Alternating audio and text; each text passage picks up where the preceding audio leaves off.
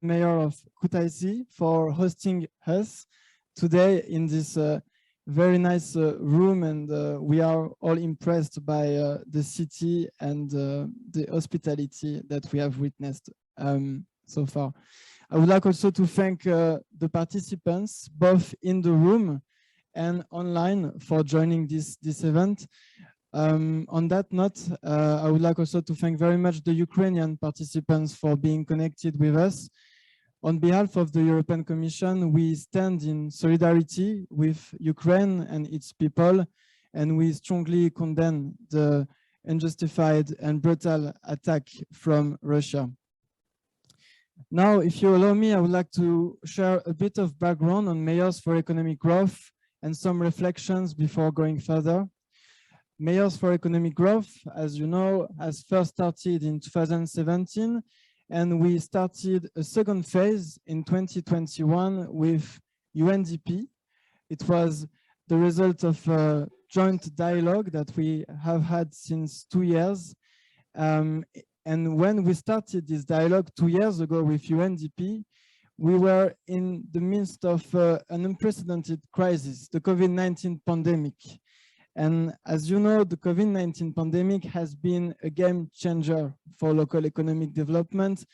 Cities, towns, municipalities all over the Eastern Partnership have been at the forefront to cope with the impact of the sanitary crisis, also the effects of the lockdown and the necessary measures that recovery needs. So we realized with UNDP that there is a need to take a new approach to local economic development, to take a radically new path towards sustainable growth. And for this, we came up with the Mayors for Economic Growth facility.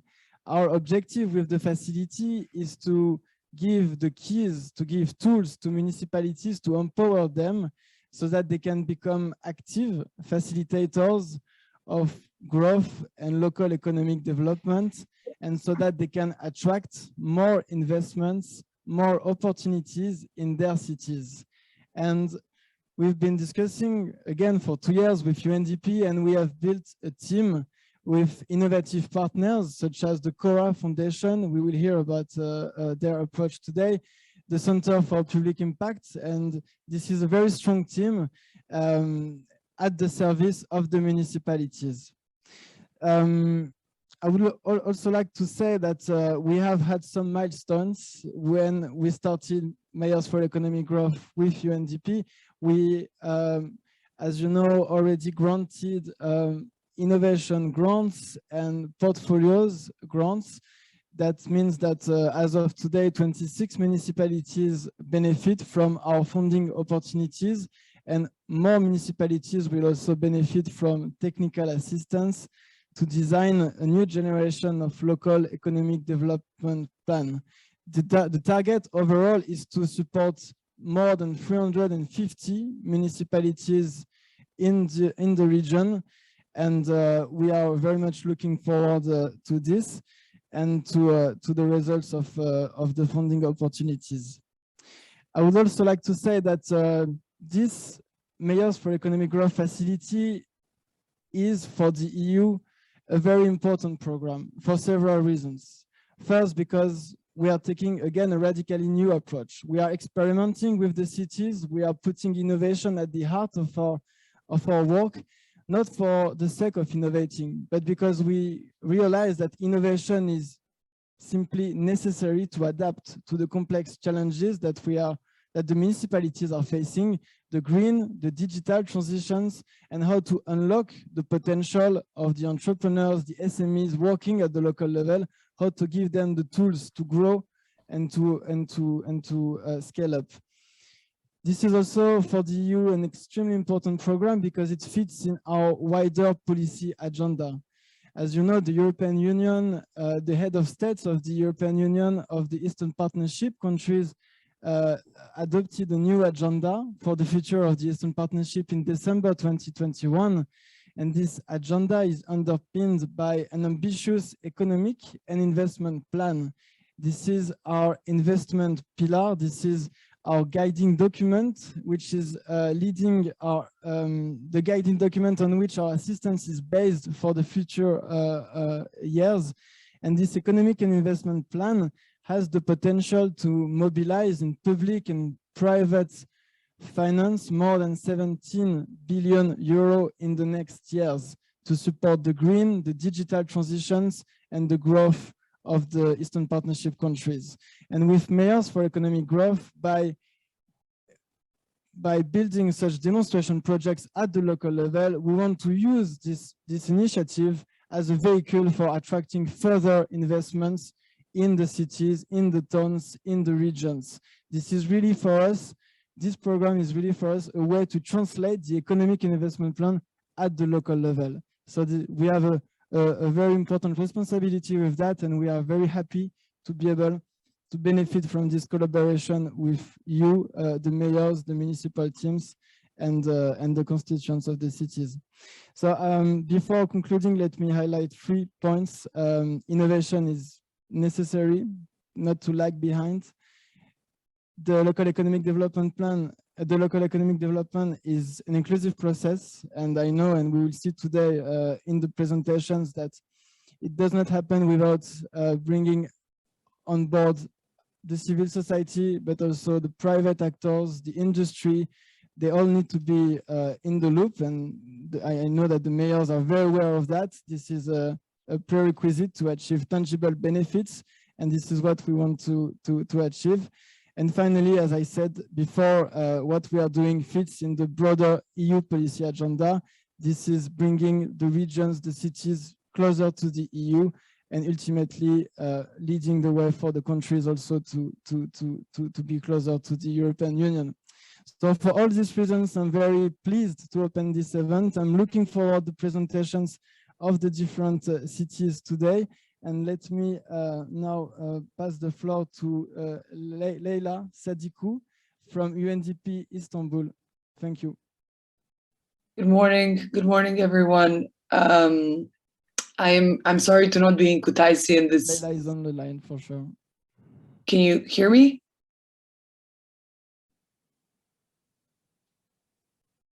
Can you hear me? Hi, Leyla, we can hear you. Hi. Yeah, Hi. Good morning. Good morning, everyone.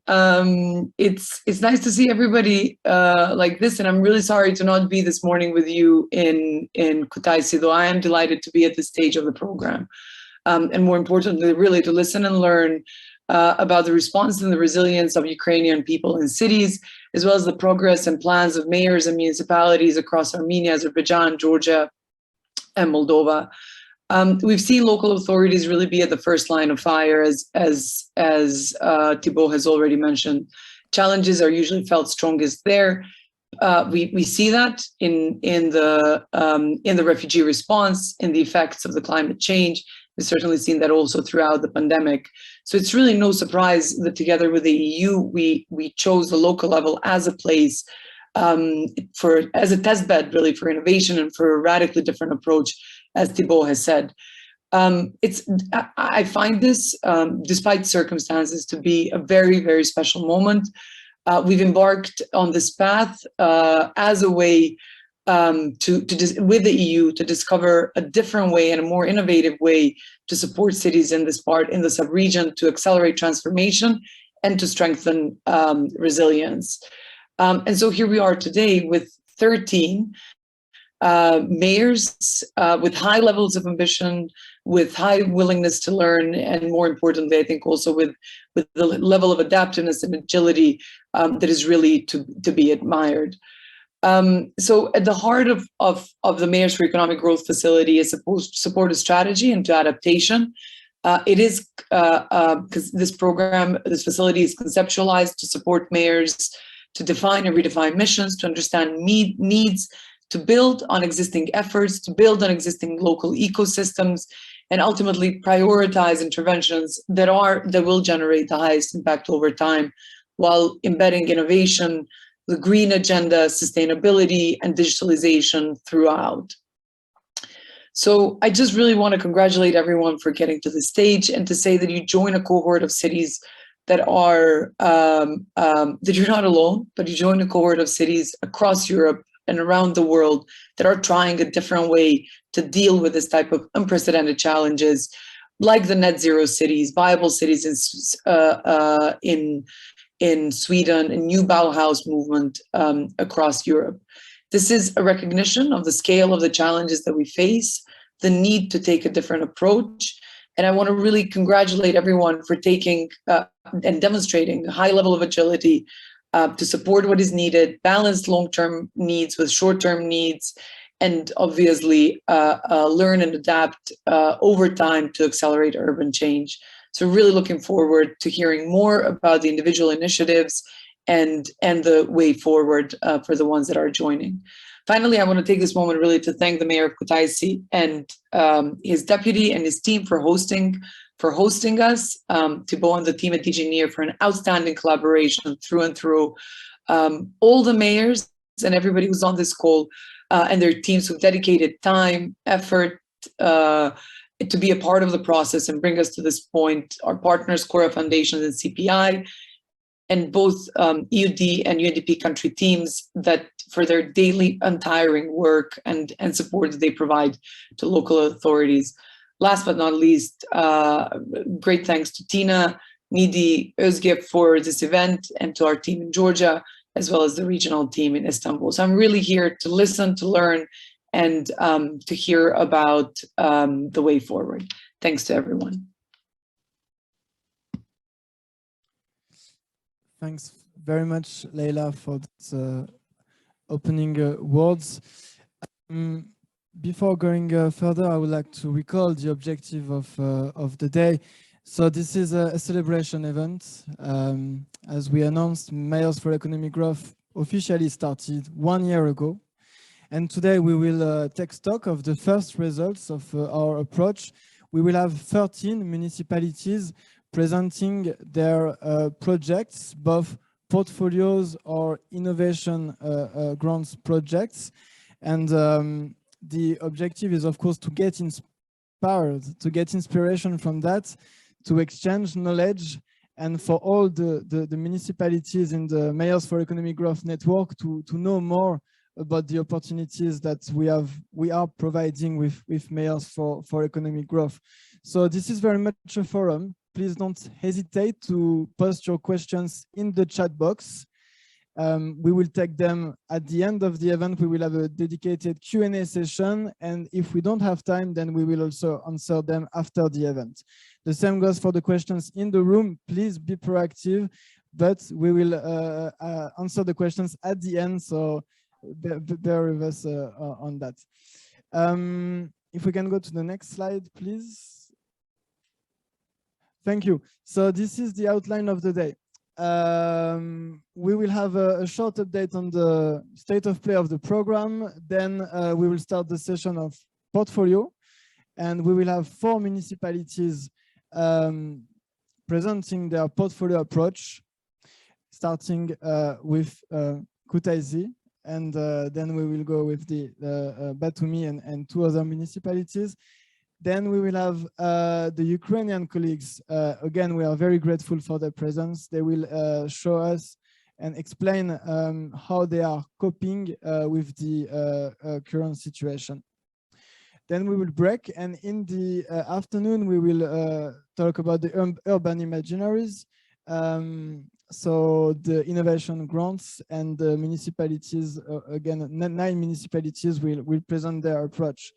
We will go forward with Azerbaijan also announcing the winners of their portfolio journey and urban imaginaries. This is a new call that we just completed, so very exciting. I think we can stop the PowerPoint presentation here. Oh, okay, no, this is just for you to know who are the municipalities who will take the floor and present their portfolio approach. So Kutaisi, Batumi, and Armenia, and Areni, and Shadialunga, and the municipalities of the urban imaginaries. One last thing, if you can go to the next slide. Thank you. besides so with Mayors for Economic Growth, we have, as you know, technical assistance on one hand, funding opportunities on the other hand. You're already familiar with the portfolio approach, the innovation grants. We also had a third funding opportunity. It was a call for proposal led by the European Union for larger grants, which was completed in 2021. And you can see on the screen the 13 municipalities which were selected for these large grants. And I want again to use this occasion to congratulate them. And with Mayors for Economic Growth and UNDP, we will be working in synergy with the teams on the ground. So thank you again for your attention. Now let's move to the substance.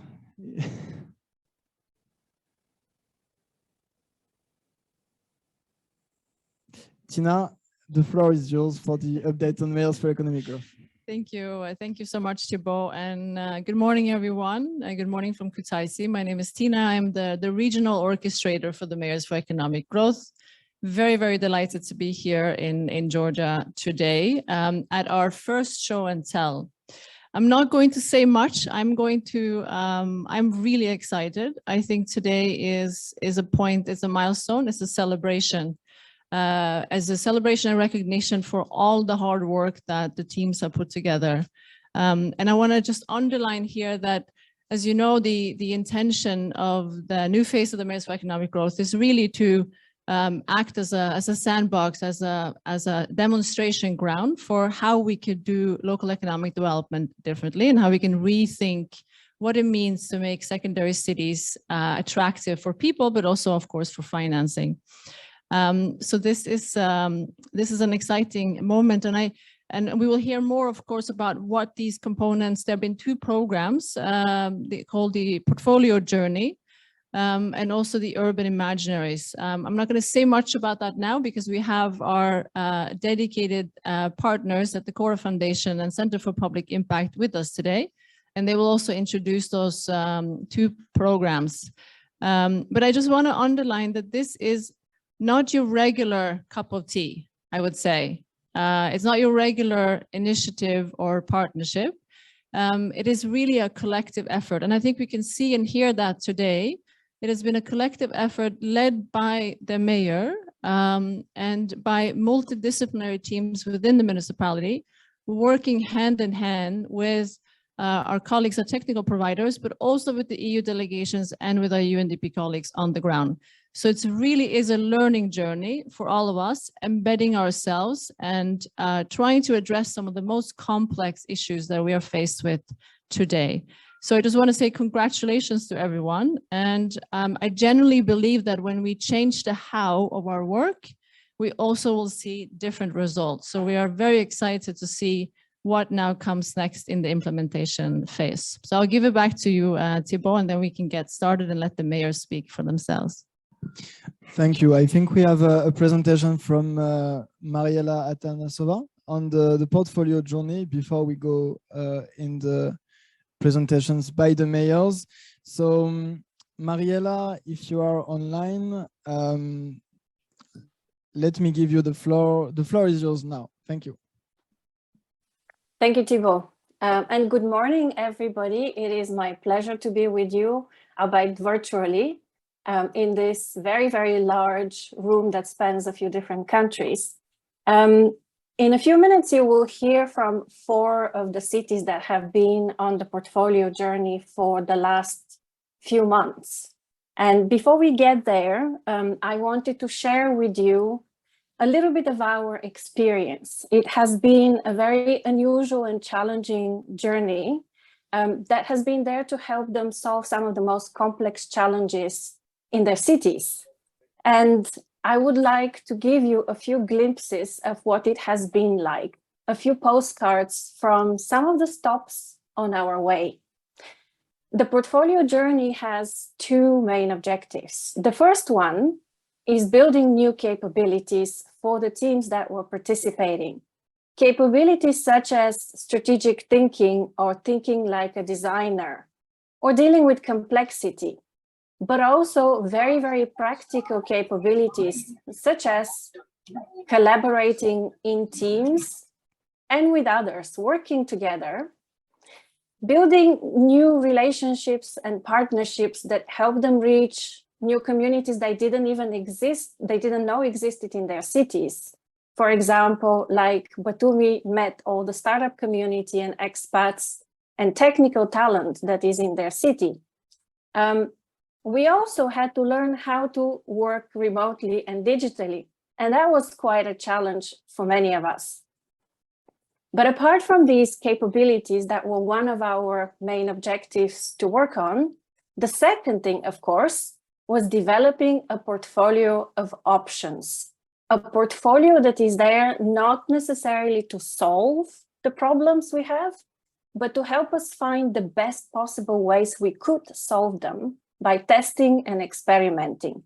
And that is a journey that uses a number of different methodologies that is not your business as usual. And there's a few distinct characteristics of that process that I would like to walk you through as some of the experiences we've had. So first of all, we had to lead with the problem. Instead of looking for solutions all the time and jumping to conclusions and to solutions, we had to learn how to stay with the problem and look at it from many, many different points of view. We probably spent 2/3 of our time until now just doing that, understanding something about our environment, looking at it from multiple different perspectives and seeing how it really works. What do we really know? What if we turn it around and look at it from a different point of view? We also had to learn how to ask questions rather than express opinions, and not how to ask just one question, but how to ask many, many, many different kinds of questions.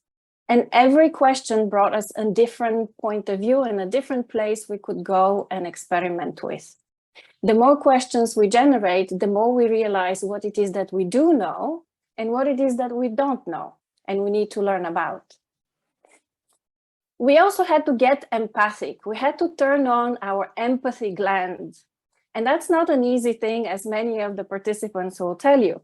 We had to go out and talk to people, do interviews with citizens on the street, go and meet different stakeholders, walk the city, observe what's happening, and not just do it, but actually listen to what they had to say and figure out how we could use their input to do something with it. Then we had to focus on the social part of the systems. Now, many processes and many changes focus on technology. They focus on things, they focus on infrastructure. Our focus was to a big extent to say, well, what about the social things in our cities, the people, the agents, the relationships, the stories? How do we use these things that make up finally who and what a city is to make it different? And so some of the things that we explored is stuff like, what are the local stories? What are the stories that youngsters in Batumi hear today about work success? And what are some of the stories they don't hear? And how can we pull them forward and make them more prominent? Or what are the different relationships of all of the different players within our community and outside of it that shape, for example, tourism in Areni? So this allows us to focus on these softer things in order to start understanding how we can change them, because many of our cities change their image because of the people changing how they see their city themselves. Then we had to learn how to formulate hypotheses. Instead of looking for the one true answer, and it's a very big temptation to look for it, we had to treat everything we thought suspiciously as a hypothesis, the way scientists do that. We had to ask ourselves, what do we think happens when something goes on? How does it happen? And what is our idea of what may be the causes and the effects? For example, when youth forms their opinions about what is good work, what influences them? And could we, by bringing different influences to them, change their behavior? Now, these hypotheses, exactly like they do for scientists, allow us then to run experiments rather than believe that we know what is happening, understand what are some of these ideas we have about how things work, and go and try them out, get some real evidence that things indeed can be changed in a particular way. We also had to go and look for inspiration from others, but not to copy paste it, to inspire ourselves from. So we looked at what others have done in a particular area, how other cities have tackled a particular challenge, and then repurposed it to our own environment, engaging our own community in our own way, as we did in Areni, for example, just a couple of weeks ago. And finally, the main thing that the portfolio gives us, we had to design these different tests, experiments, proof of concepts, demonstrations that help us validate our thinking, help us test our hypotheses, and show us, does it really work in small scale? Now, often when people do this kind of interventions, they go and design big projects. They spend multiple years and a lot of money to implement these big projects. And that works in some cases. But when you're working with a system that changes all the time, and every time you do something, it responds to you, you need to first test what exactly works best for it in small scale. Quick, agile, fast experiments. And you will hear from all the 4 cities what are some of the experiments they have designed in their portfolio. All of them have quite a number of them that they'll be playing with. So for example, when we talk about fast and agile, the Kutaisi team wanted to use the 5th of June, the World Environment Day, as a way of doing something with the citizens in the city, as a way of talking about this project, taking it out on the streets and engaging people in a creative activity that helped them express their own views. And they had their brilliant idea just 2 days before the actual event. 48 hours to make it work, half of them during the weekend. So they had to spend 48 hours, literally, to design an activity that they could do, to go and find a place where they could do it, engage people, print posters, send flyers, get the TV online, and be there to play with it. Now, this is agile, this is fast learning. What did they learn from this experiment? Well, first of all, they found out who are the people who care, who showed up, who are the parents and the kids that really care about environment and about sustainability in Kutaisi. They also pushed themselves to talk about this, so they created new conversations. So once, this topic is out of the room where we have been discussing it, it becomes a little bit of a reality for everybody else as well. And they also showed that the municipality can lead this process. It can be at the front. All of this in 48 hours.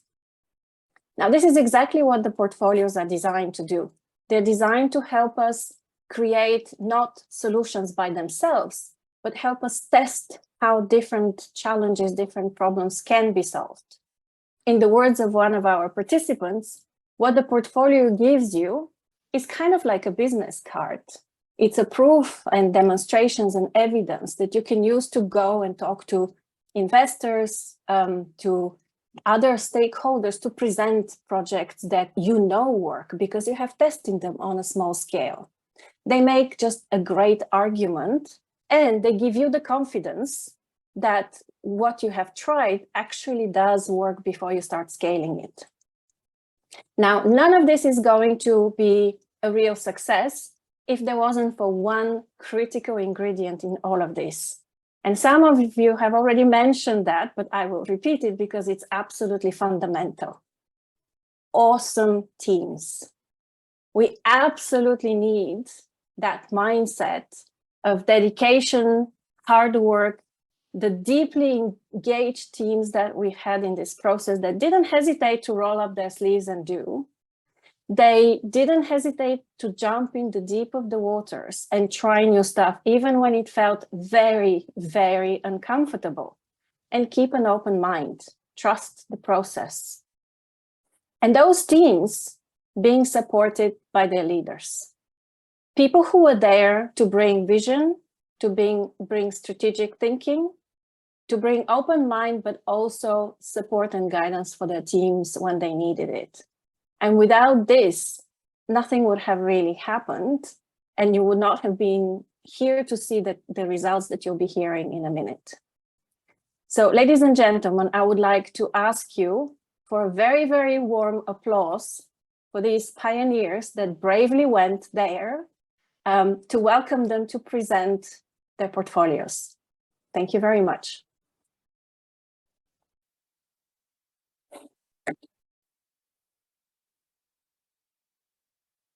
Thank you very much indeed, Maria. Now let's turn to the presentations from the municipalities, and the first speaker is Mr. Josep Kakaleshvili, the mayor of Kutaisi.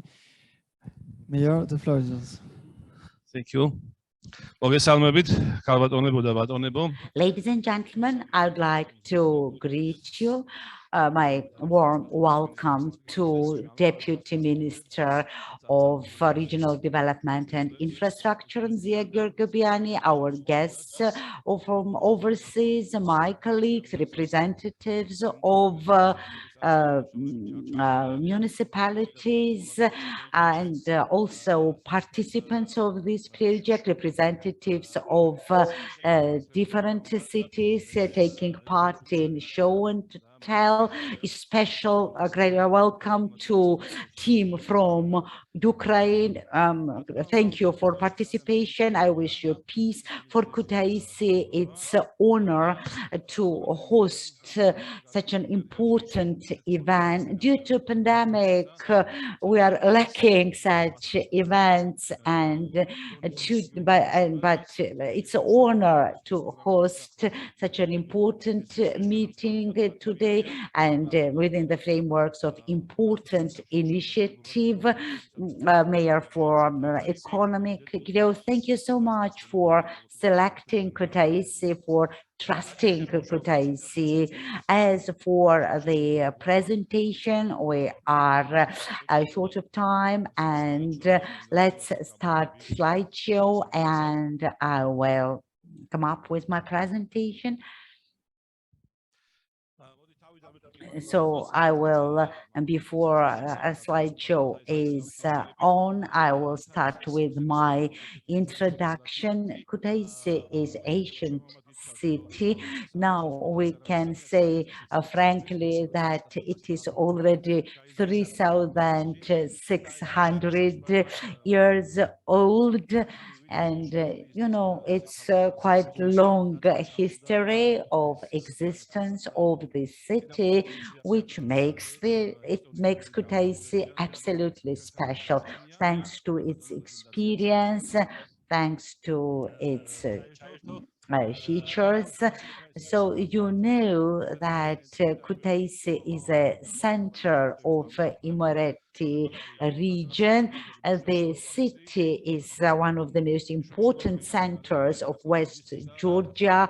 Thanks to its logistics, we have, it is a medical center, educational center.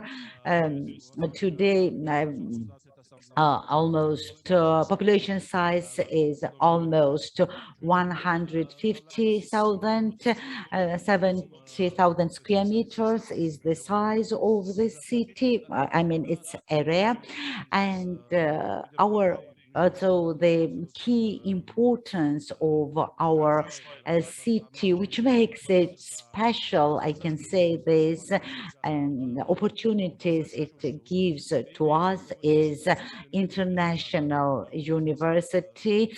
Just a couple of weeks ago, new construction was started there, installation of 2 new zircons. This will be medical and from medical and scientific points of view, and it gives special opportunities to our city.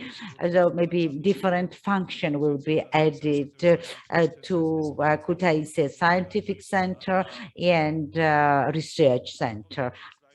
Next slide, please. As for challenges of our city, quite recently you all know that Kutaisi was industrial city, then it became a political center, then other changes were made and took place, and to date Kutaisi is a city which is focused on education because we have a new international university here, which gives absolutely new reality to the city. And I believe that this will even more change the city and facilitate and accelerate its development. And, you know, it somehow dictated and required new challenges in our city because the function was changed. Yeah, you know, in this short period of time, different changes took place, and this created several challenges which made obvious the need for responding to these challenges. And from political center, Kutaisi now should switch to this new challenge, new requirement, and propose to West Georgia, our city, and the whole Georgia, new opportunities. I mean, from the point of view of international university, and it will make our city even more famous. This transformation portfolio gave us new opportunities for thinking on these issues. We started to think what could be done in our city, and for at the given stage, it brought really good results. Next slide, please. When we started thinking what should be the subject of transformation portfolio, despite of the fact that I am really experienced in working with international, working in international sector, this was still absolutely new experience. I mean, which was given by Mayors for Economic Growth and this portfolio journey, and namely thanks to this teamwork, we identified the way, and we are sure that we are on right track. And now we are dealing with really coming up with a really ambitious project, Kutaisi Eco Smart City, and this is the result of this project. Kutaisi should become Eco Smart City, which is one of the pillars of our master plan on which we work right now. I mean, master plans for development of Kutaisi, and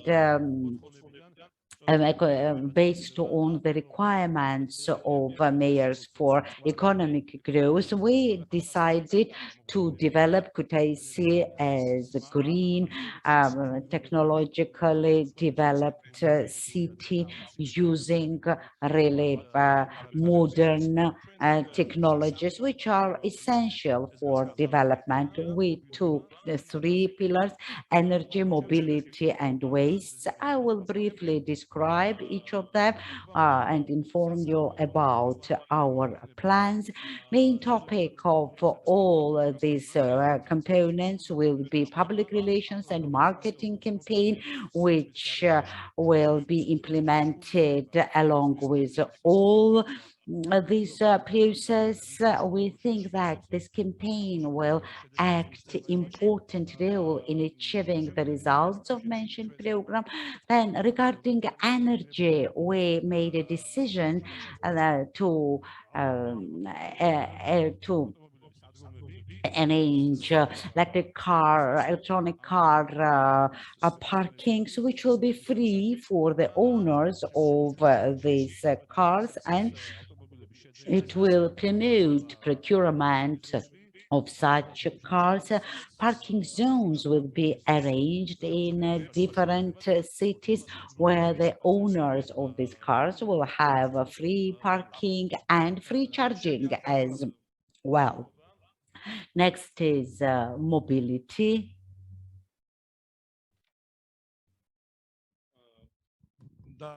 And regarding mobility, I would like to tell you that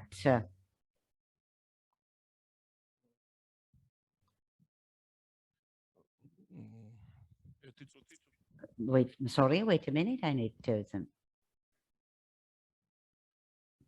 find necessary place, sorry.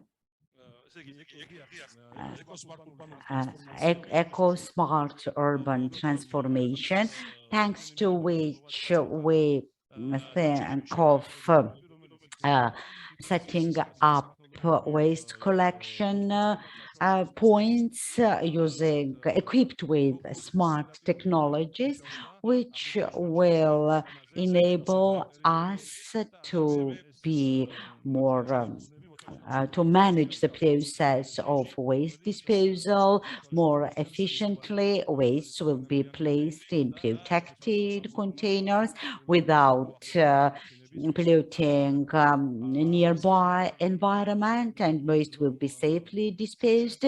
Also, we made a decision that to ensure that so we procured several new buses within the frameworks of PRDP program. We bought 10 microbuses as well, modern ones, which will not cause air pollution, and we decided to arrange solar panels in this transport and enterprise, and also 2 new chargers will be installed for electronic buses, procurement of which is planned by Kutaisi within the frameworks of UN Global Fund financing.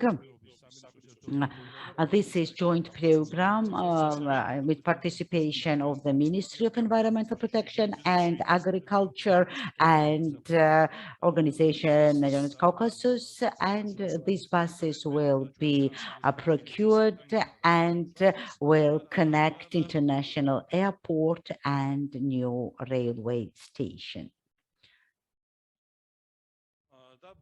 And finally, very last but not least, important part of our program, and it's educational campaign, which will be prepared for children, for youngsters, in order to ensure that they from early age get engaged in the campaign for development of ecosystem. We also have recommendation from our experts to develop a green wallet, and also mentioned this. So this wallet will give opportunity to people who participate in this campaign to get benefits and bonuses from it, which will encourage different people to take more care for our city. And also we'll have Eco Innovations Academy, where these campaigns will be implemented, and also we'll have trainings and retrainings for staff of our municipalities, which provide cleaning services. Next slide, please.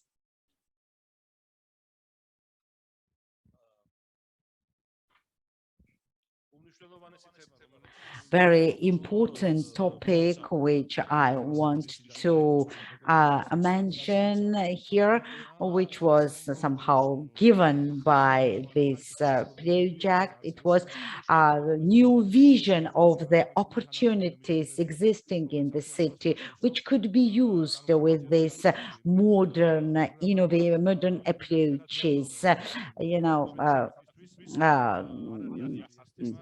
for our city, ecology is not new, because Kutaisi was the first city in Georgia which started separation, plastic separation. We have composting enterprise on 3 hectares area. It gives us a possibility to process and recycle bio waste and produce compost, and to use it for taking care for planting. And Kutaisi was, I will repeat, was the first which started this plastic separation within the frameworks of Green Black Sea project.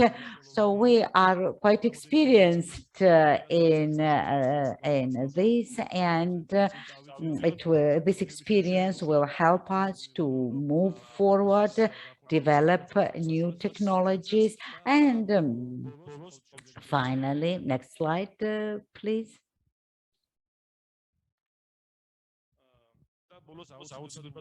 And finally, I want to highlight a main topic which brought us up to now and which will bring us to success and victory.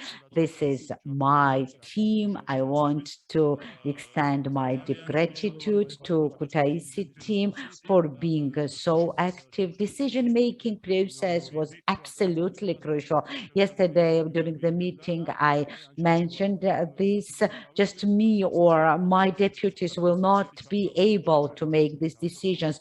The whole team, different multidisciplinary team should participate. Inter-non-governmental organization Spectre worked with us. I want to extend my deep gratitude to Katie for being so actively engaged.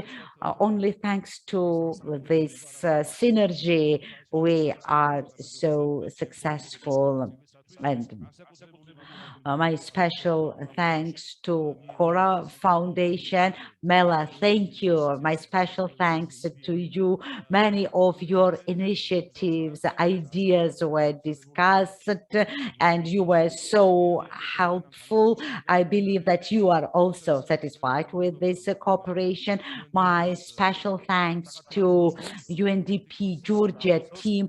Tico, Otto, thank you. Without you, it would be impossible to achieve these results.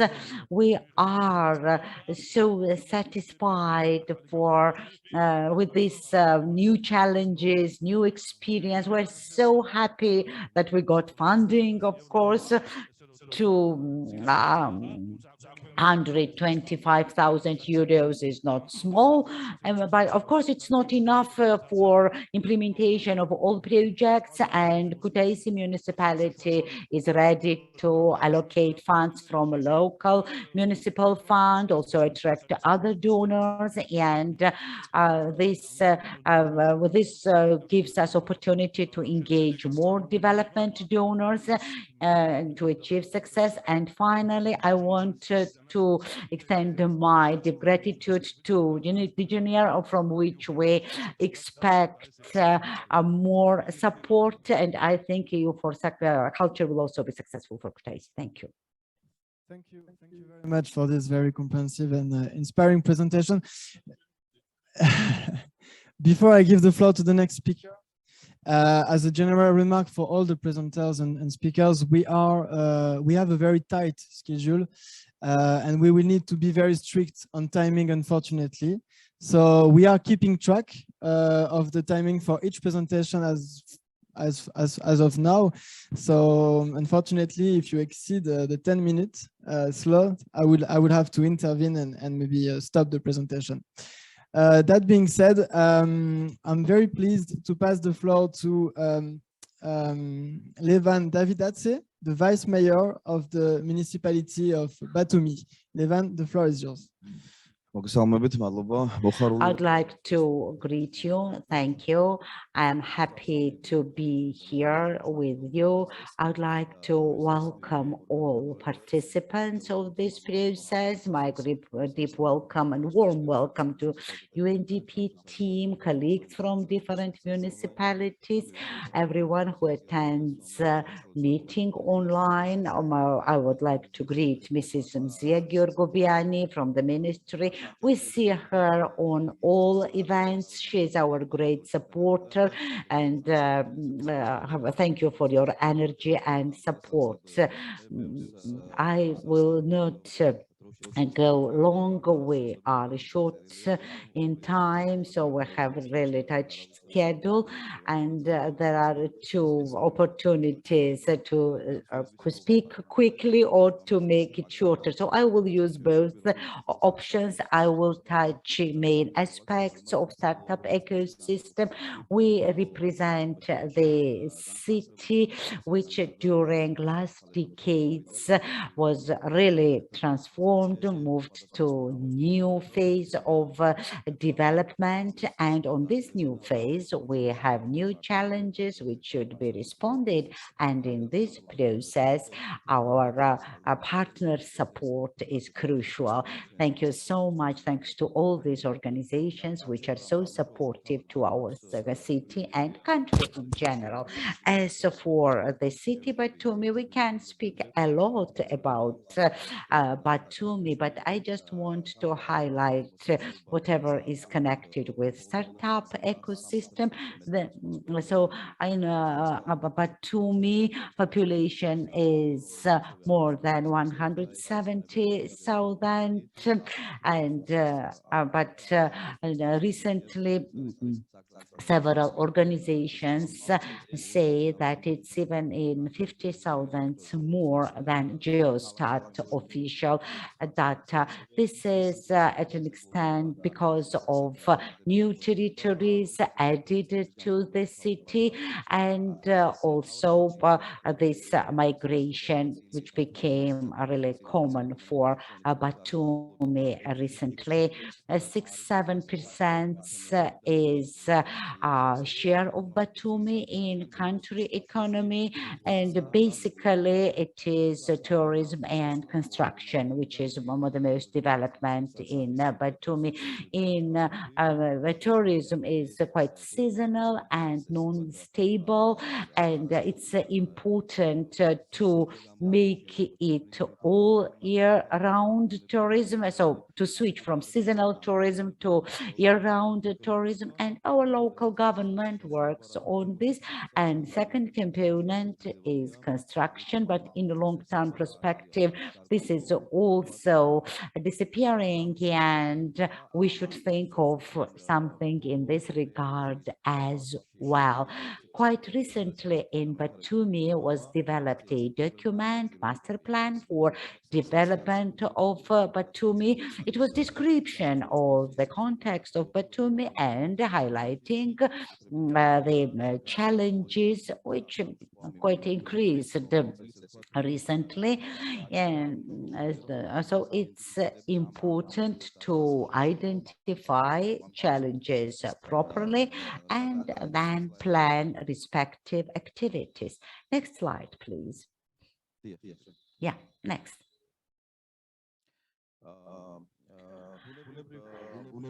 Naturally, we on the one hand, we carry out the studies of challenges facing the city.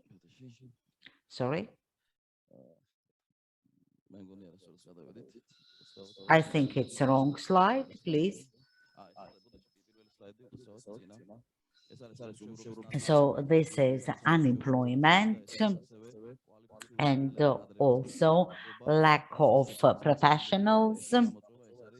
Next challenge is insufficient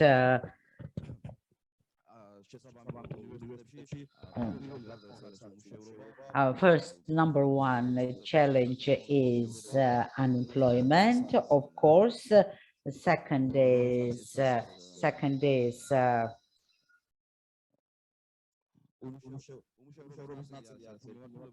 so on the one hand, our problem is unemployment, and on the other hand, a lack of professionals on the market. Therefore, it is important to identify the most important needs of the city, somehow to connect education with demands of the market. When we carried out the research, we found out that IT area is quite developed in the city, and therefore we understood that universities should supply people of this qualification. So it's important to switch from standard education to this modern one, train and retrain new people who will respond to this new demand, new requirements. And besides, this will be an opportunity for retaining these people, for somehow linking these people to the city. Otherwise, people leave Batumi, leave our cities, and then, you know, it's absolutely difficult to bring them back. So we need to create opportunities here. We need to implement some new curricula, new directions in the universities to maintain these people. Sorry?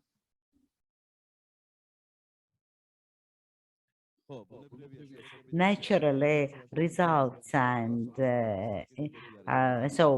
if we properly identify the needs at the market, and if we supply qualified staff, then this will promote economic growth of our city. Batumi will become second startup city. We know first is Tbilisi, and we need to improve our outcomes.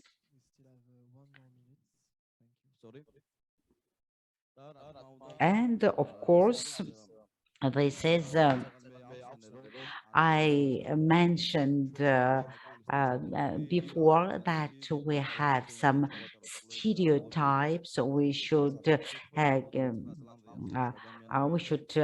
carry out some research of youngsters, and based on their answers, we should implement just smooth changes. For example, we should rise educational level of startuppers, startup entrepreneurs, to help them to develop skills, to ensure, to give them opportunity to communicate, get in touch with one another. We should create space for ecosystem development of ecosystem network. City Hall's engagement is absolutely crucial, because this will help us to create opportunity for startuppers. Will integrate on our website this information, and this will help them in developing their business. Information centers and information portals should also be developed, and methodologies should be developed. We quite often have challenges. Sometimes we think that it's a challenge, but these methodologies will help us to transform challenges in opportunities. We'll study and understand the root causes of these challenges. So this pandemic and war, of course, created challenges, but this could open some new windows as well, and we should adapt ourselves maximally to this new reality. Zia also mentioned that all these aims at better connection aims at improving connection between state, private sector, and civil society. Thank you.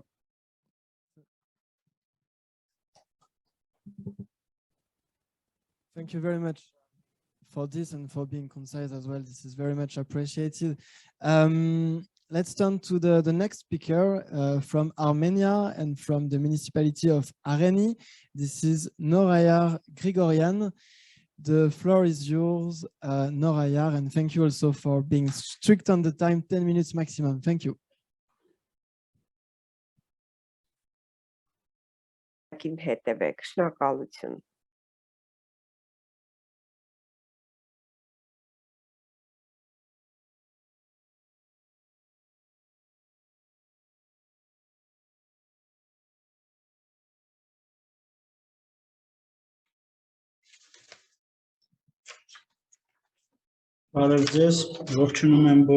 Hello.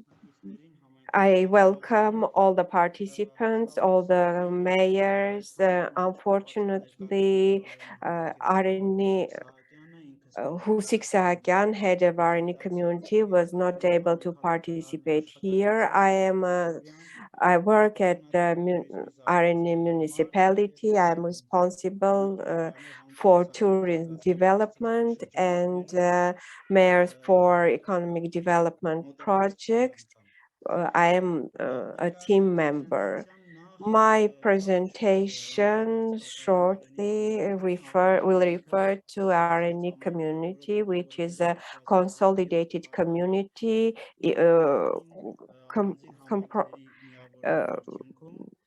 formed in 2017 by 9 settlements joining, having rich history. Areni village was mentioned in history in the 9th century.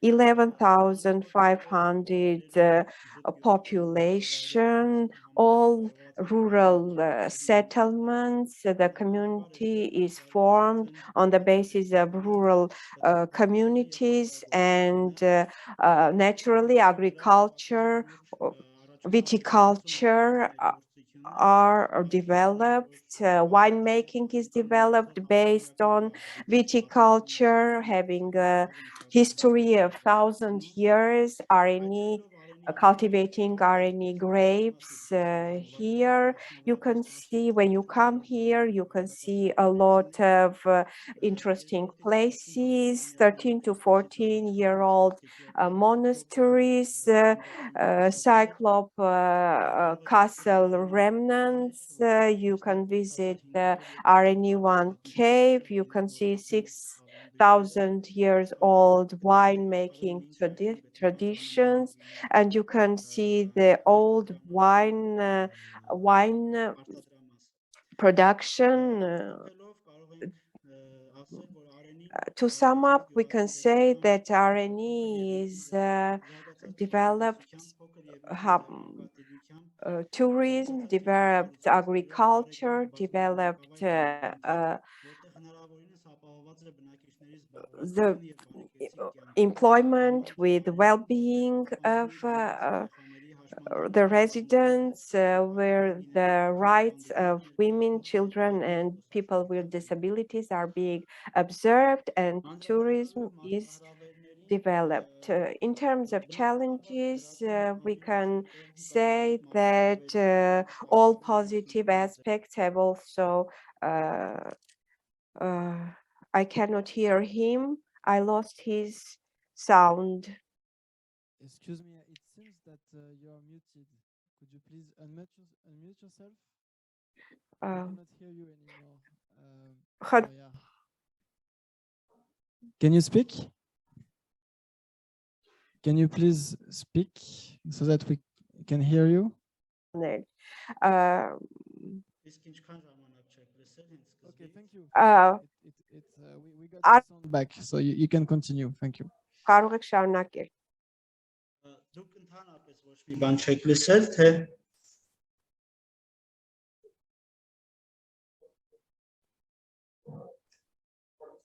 Go on, we can hear you. եղավ, լավ, շնորհակալություն։ Yes, I told him that we just lost his voice on challenges. So in terms of challenges, naturally, we have cannot along hear, with our privileges and benefits, we will get there, overcoming a lot of challenges. In the result of consolidation, RNE got as an inheritance the budgets underperformed budgets, a lot of problems, and the rural communities were not able to address all the issues. Infrastructures were poor, there were no kindergartens, there were no sewages, there were no good roads there. Also, the cultural houses were not in a good state, and when consolidated, having one big budget, the community started to work towards the development of all the communities, settlements, to develop the agriculture, to implementing by new technologies, to increase processing capacities, to have new plants, to have tourism development as a priority, to create new jobs, to have developed community where people will be self-sustainable, they will be integrated into the developing world. The next part I would like to speak about how are we overcoming the challenges. Within the implementation of the portfolio, we have had various meetings, discussions to identify the problems to development of the community. We prepared questionnaires and run them with the population, trying to figure out their ideas about the residents, the tourists, or the businesses, to try to understand the problems, and to sum up their ideas and map all this information, and to select the main area that the development of which will enhance generally the communities and development and enhance here. So the tourism was selected. The aim was to have improved infrastructures, high quality services, to make it utmost attractive destination for the tourists. We are engaging young people, guest house entrepreneurs, the cultural figures, etc. Main target is the population and entrepreneurs. And once we figure out the problems, we will have plans how to go forward and get to have developed tourism and an attractive community for businesses. The methodology is the following. We've organized various meetings, surveys in various settlements among diverse population with diverse capacities and occupation, with figure out their approaches to the problems, and also taking into consideration their views and visions. And the portfolio also is an opportunity to help people to select such a way to development, to be able to overcome such challenges as COVID or the war, to find various opportunities for cooperations with UNDP Armenian team, with Cora Foundation specialists, and we saw that the driving force of the development of the community is developed tourism. What do we learn?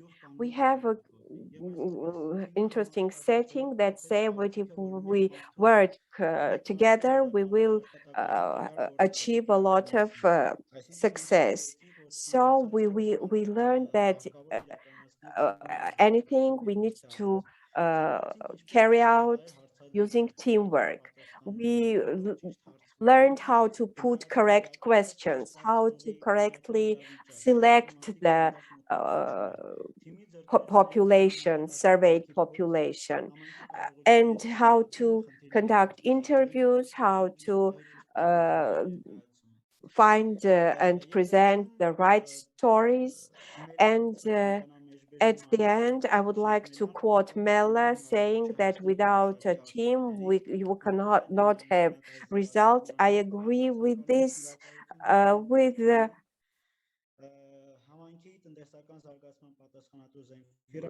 Zemfira, who was the responsible person, the focal point, Mahera Saterian, Armine Vartanyan, the head of the community, Husik Sakyan, Cora Foundation, our colleagues, and UNDP team. Thank you. Thank you very much, Maya, for this. Let's turn to Moldova and to Mr. Anatoly Topali from the municipality of Sergir Lunga. Mr. Topali, the floor is yours. Добрый день всем. Hello, everyone. I would like to welcome everyone from the sunny Moldova. I represent Chadırlunga municipality, which is in the south of Moldova, right at the border with Ukraine. 200 kilometers away from us, there's Odessa, which is now under shelling. We have a border with Ukraine where there is war now, and it has an impact on our small town. We have a population of slightly over 20,000 people. We have plenty of refugees who we have received. Some of our people have received the Ukrainian refugees in their places. Their children are in schools. We provide psychological, moral assistance, material assistance. Normal people should be doing what we are doing now. Now, Chadırlunga has a history of industrial development, which unfortunately was lost after the collapse of the USSR. Now the problem of Chadırlunga and of Moldova in general is the fact that we import energy. We import electricity and gas from Russian Federation. And we have quite a large level of unemployment, and the level of income is quite low. And this is a very painful blow for the population. So under this project, we wanted to attenuate the impact of energy on population and on business. Chadırlunga is developing quite well recently. There have been a number of projects developed under the support of the EU. We have a team that works in this direction. And with the support of the facility mayors for economic growth, we have set several tasks. First, we have worked with the inhabitants of our town, because these are the people who know the problems that we are facing the best, so we need to work with them. And we did that with the support of our experts.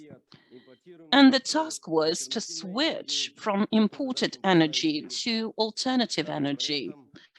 This was the task of this project. We wanted to create new ways to diversify energy sources. We wanted to improve energy efficiency, and this is what we are doing now. And the goals are the following. We want to work on home and energy. We want to transform social sites. We want them to use alternative energy so that we could use the funds to support people. Also in matters of energy efficiency, where we again could make use of alternative energy sources. And of course, education is very important. We need to train people. We need to train the team of the municipality that will be working on this matter in the future. So basically, on all these three options, we need to ultimately ensure the transition to alternative energy sources. We would thusly reduce the risks related to the import of energy. We would also support the population with a low level of income. And we're also going to train the municipality experts who are ready to work in this direction. Now, in terms of portfolio building, we have used a complex approach. That was quite new for us. We worked with a number of categories of people. We've also made use of the support of experts, of NGOs, and that was new for us. Even though we are working with the EU for quite a while, still, we believe that this experience that we have gathered will actually allow us to support our population. We want people to feel the impact of the project that we're going to implement throughout 2 years. Let me thank all the experts who assisted us, consulted us. A separate thank you goes to the EU for having selected us for this project. As I said, Moldova now is facing quite a bit of issues related to energy. That's increased tariffs for electricity, for gas. We fear the autumn, actually, and we hope that this project will support the population and the authorities, and that we shall be able to overcome the crisis, which not only Moldova is experiencing now, but also Europe and other countries as well. Thank you very much. We shall stay in touch, we shall collaborate, and we shall keep solving the problems that the authorities are facing. Thank you so much, Mr. Topali. I think it was very interesting, and we will continue supporting Moldova, of course. It is time now to move to the experiences of Ukrainian cities. And because, again, we are very short on time, I would like to ask you, Mustafa, to be as concise as possible, maybe one minute and a half introduction if you can, or maybe 2 minutes maximum. I'm sorry to ask you this, but we really need to move ahead. And then we will have presentations from Irina Rudakova and Natalia Lazarenko. So Mustafa, again, sorry, but we are looking forward to your introduction on Ukraine. Thank you. Thank you very much, Thibaut. Distinguished participants of the Show and Tell event, warm greetings to all of you from Kyiv. My name is Mustafa Saitametov, and I'm managing a regional development program and coordinating Mayors for Economic Growth project in Ukraine. Today, I'm pleased to introduce two speakers representing Ukraine. The first Deputy Mayor of Melitopol, one of our urban imaginary pilot cities, Ms. Irina Rudakova, and the International Cooperation Manager of the Association of Ukrainian Cities, which is the biggest association of local authorities in Ukraine, Ms. Natalia Lazarenko. Before I will pass the floor to Irina, let me just briefly mention that Mayors for Economic Growth project was launched in Ukraine last year, and since its start was progressing quite dynamically. Over 140 municipalities have confirmed their membership in the project's network last year. And as of today, this number has grown to over 170. More than 50 of them have expressed interest in piloting innovative approaches to municipal development. 2 Ukrainian municipalities, Mykolaiv and Ternopil, were selected for a piloting portfolio approach. 5 more, namely Lviv, Poltava, Sumy, Trostianets, and Melitopol, were selected for participation in the Urban Imaginaries program. As of beginning of this year, they have either started or about to start their journey. But everything has changed in one day, on 24 February, when Russian invasion brutally invaded Ukraine and started full-scale war. This unjustified and brutal war has affected everyone in Ukraine, and not only in Ukraine, as we already heard. And of course, it heavily affected all our municipalities.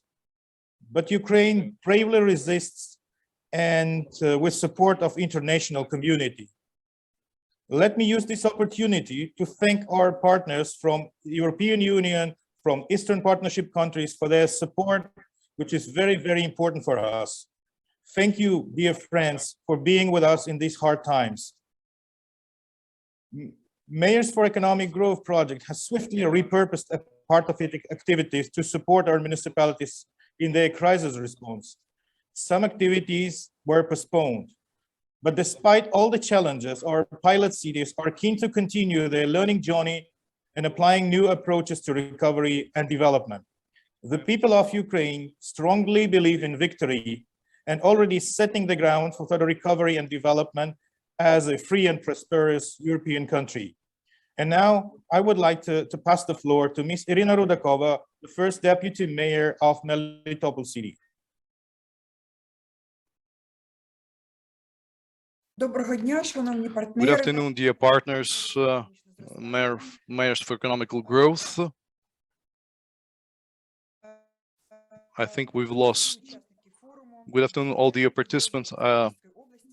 From Zaporizhzhia, the city is located 50 kilometers from the Azov Sea, and there are 2 international roads going through the city in summer every year to the Azov and Black Sea coast. About 50,000 cars are traveling. The number of the population with the Melitopol district is 300,000 people. Melitopol is an industrial city, and the main branches of industry is machine building, food industry, light industry, and 30% of the population work in those industries. Also, agriculture and trade make about 20%. There are over 300 different manufacturing facilities in the city.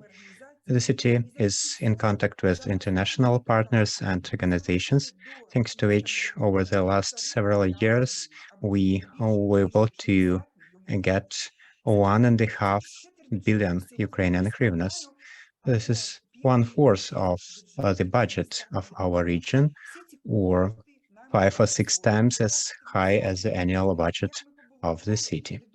We use the money, and you can see in the slides the ice arena, the swimming pool, the new hospitals, kindergartens, sports centers, cultural and social institutions.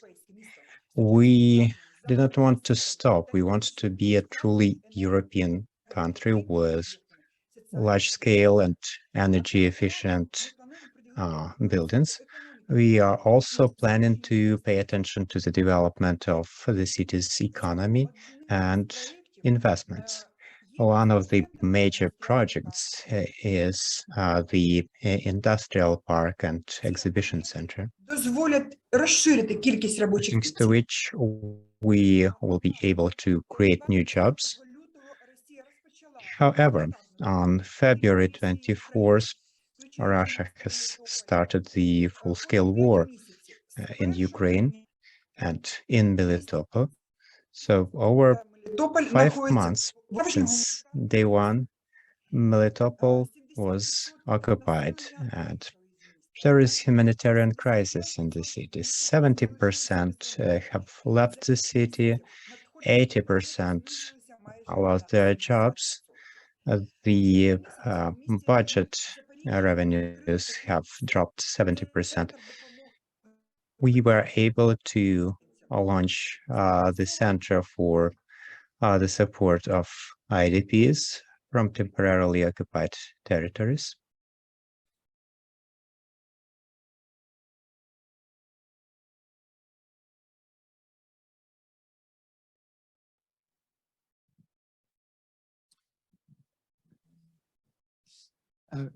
Там зараз зараз трішки поправляють інтернет. Right now there are some internet challenges. З інтернетом я продовжу. Yes, but there was an internet glitch. I will continue. In June, we launched a hub for the support of IDPs from the temporarily occupied city of Melitopol and Melitopol district. We are grateful to our partners as a part of a UN project for peace and economical growth. We got the support in the amount of 475,000 Ukrainian hryvnias. The center is providing humanitarian, legal, educational, and psychosocial aid. There are over 7,000 IDPs registered, over 5,000 humanitarian aid kits were issued, which include food, childcare, and hygiene items. There were over 3,000 consultations on finding housing, job, signing declarations with family doctors, psychological support, etc. We need the support of international partners to make sure that we liberate the occupied territories as fast as possible, and we restore the economy of Melitopol and the entire Zaporizhia region. We are ready to pilot new initiatives. We want this war to be over, and we want us to become a European city that we would be proud to be members of. Thank you very much, Mrs. Rudakova. This is a very impactful presentation. And now I would like to give the floor to Mrs. Natalia Lazarenko from the Association of Ukrainian Cities. Thank you so much. Good morning, ladies and gentlemen. Thank you for this opportunity for me to speak today. As Mr. Mustafa already told you, I'm representing the Association of Local Governments. This is the All-Ukrainian Association of Local Governments, Association of Ukrainian Cities. We have almost 1,000 municipalities as our members, but these are not just cities. They are cities big and small and medium-sized, but also towns and villages.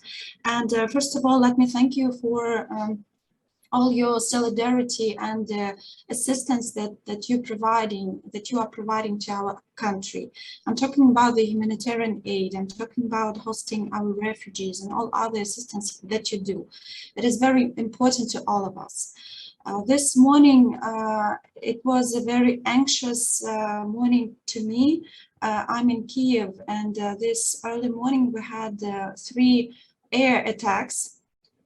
Actually from the Russian Federation, and Russia attacked our communities with 20 missiles. But from the very beginning of war, it was more than 3,000 missiles on the territory of Ukraine. And a lot of infrastructure was ruined, a lot of people suffered, a lot of kids killed, women raped and kids raped, and all that terrible issues and terrible photos that you probably saw in the internet. different type of assistance is very important to our communities. But what I would like to talk about today is to present you the platform which was created due to the cooperation with the Congress of Local and Regional Authorities of the Council of Europe. And it was one of the initiatives of one of the German cities, and it was created to match different communities from Ukraine and different countries. First of all, Europe, but of course, at the moment we are having lots of different requests from different countries all over the world to join this platform.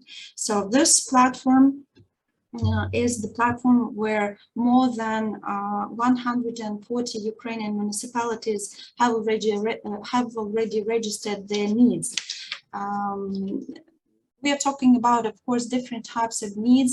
One of them are urgent needs because many communities, they suffer, and a lot of them do not have access to electricity, gas, or water, and many of them, of course, they are asking for the humanitarian aid. But also we are talking about long-term assistance that can be provided.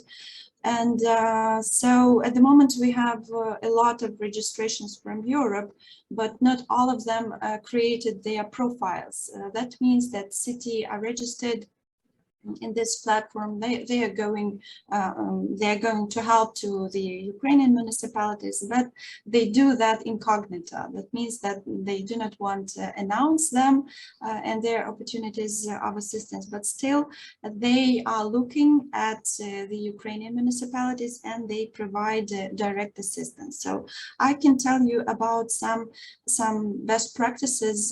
For instance, the city of Dortmund from Germany, they contacted the city of Mykolaiv, and they provided some municipal transport. Maybe if you know, Mykolaiv is heavily attacked by the Russian Federation, and every day they have a lot of destroyals of residential buildings, of infrastructure objects, and so forth. So they do need help. As well as many other Ukrainian communities. So please register at that website, and you may contact the municipalities directly and just to get to know their particular needs. What else you can do?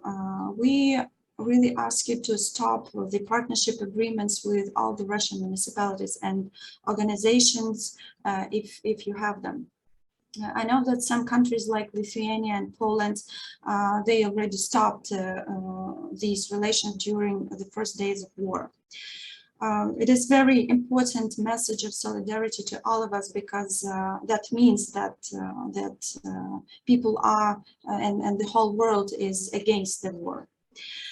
So what else you can do? You can start a project, a particular project with the Association of Ukrainian Cities, as we have almost 1,000 municipalities, so we can create some particular set of efforts that could be brought to the Ukrainian municipalities. Or you may consider helping and supporting a particular project in one of the Ukrainian communities. What else you can do? You can organize a camp for kids, at least for 2 weeks or more. We are talking about the kids of those people that cannot leave Ukraine at the moment, because, for instance, they are local government officials that must stay in Ukraine, or they're military, or they are some other workers of the critical infrastructure. We have good cases of cooperation with France and at the moment with Mallorca. So we had a couple of groups of kids hosting either in families or as a real camp, because this is a very good chance to have at least a break for kids and not to hear the sounds of war. What is also very important to our municipality is if you can provide your old municipal equipment. or transport to the Ukrainian municipalities. For instance, we are talking about the ambulance cars, about fire engines, about excavators, buses, trolley buses, and so on. So if you have such an equipment, and I know that many municipalities would like to give them to the Ukrainian municipalities, so you can also either choose a particular municipality on the platform citiesforcities.eu, or you can contact our Association of Ukrainian Cities and we will help you to find a partner. So I think this is just a brief information from me. Of course, we can talk for hours for different types of assistance that could be provided. And thanks again for all your solidarity and support. We feel it so much and we need it so much. So please don't stop. And Slava Ukraini, Героям Slava. Glory to Ukraine, glory to heroes, glory to our partners.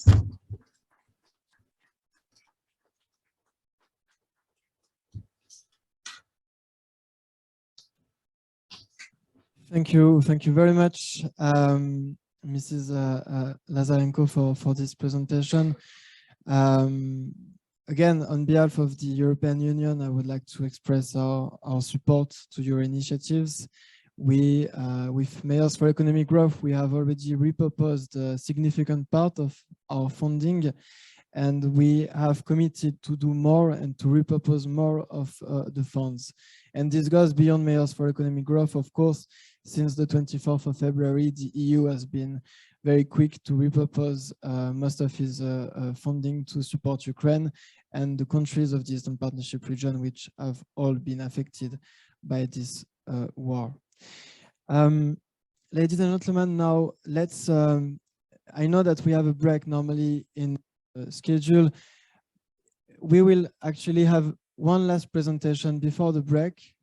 Last but not least, this will be, let's say, a teaser for the presentations on urban imaginaries. We will have the mayor of Poti municipality presenting his project of urban imaginary for economic growth, because the municipality received, as you know, an innovation grant. So we will hear from him. He has a commitment on television at national level, so this is why he has to present now. But I would like to thank him for his availability and flexibility. So let me pass the floor now to him, Beka Vacharce. Thank you.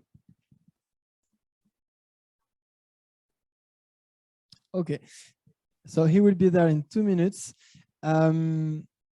Maybe if anyone has a question, this is the moment to ask, or if we can take any question which is pending in the chat, let's do it.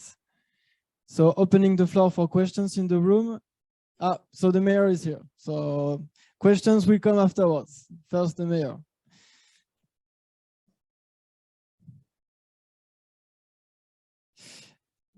Thank you very much.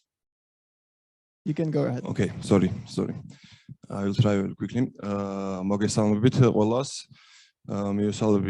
would like to welcome all of you.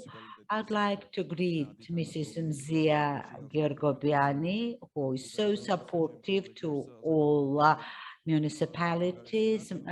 My warm welcome to all colleagues in the room and online.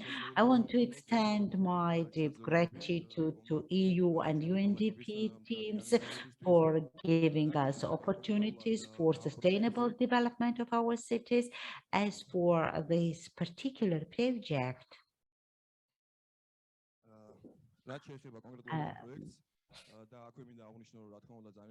I would like to highlight that such projects are not a chance only for ad hoc success, because implementing good projects, we get a good experience which helps us in future. The team was set up, which started identification of challenges. One was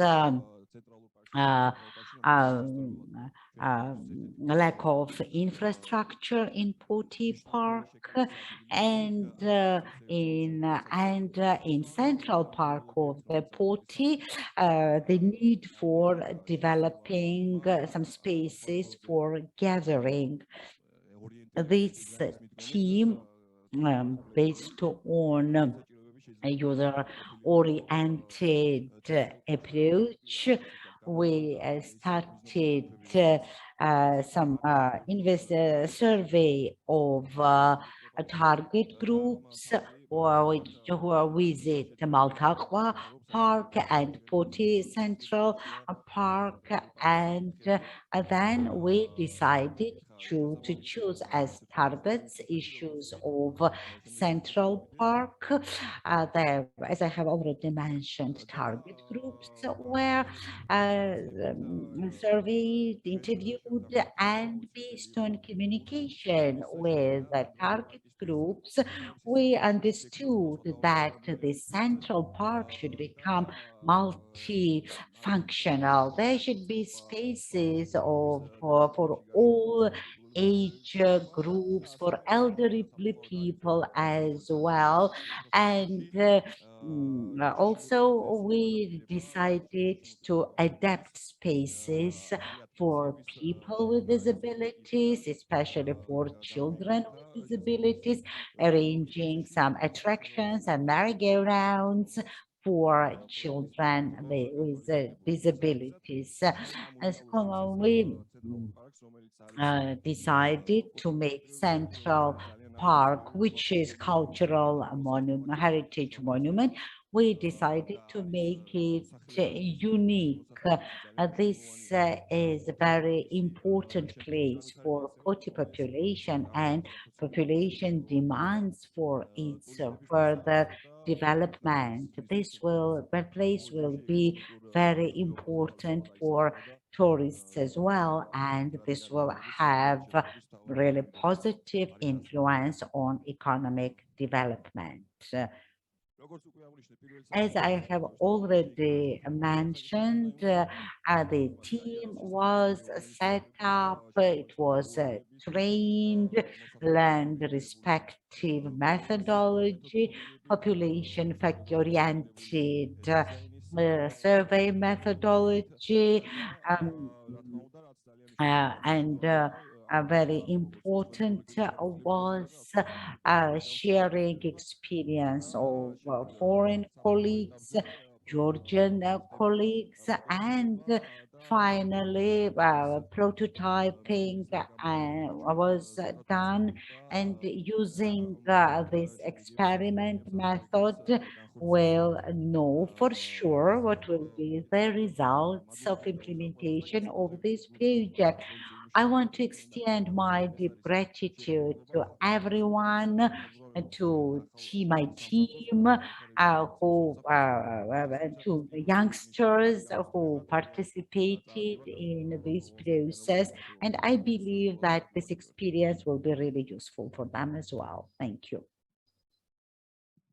Thank you so much for this. And before releasing you, let me congratulate you for setting up the Sustainable Development and Innovation Unit in your municipality. I think it's definitely a best practice. Investing in innovation is definitely the best investment you can make for the future and to address the day-to-day challenges that you have in your municipality and to achieve tangible results. So thank you very much for this. Yeah, and we will be there to support you in the process. Now let's break. Let's have a very short break, 10 minutes maximum. Thank you.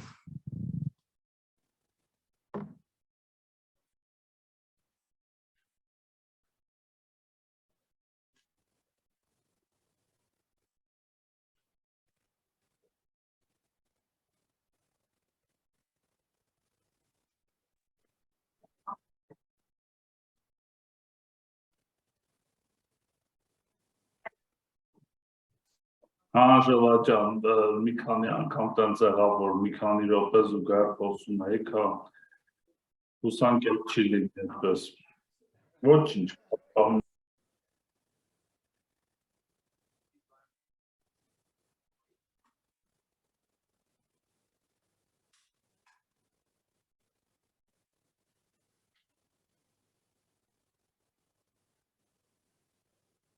Thank you very much. So we shall resume and follow the program.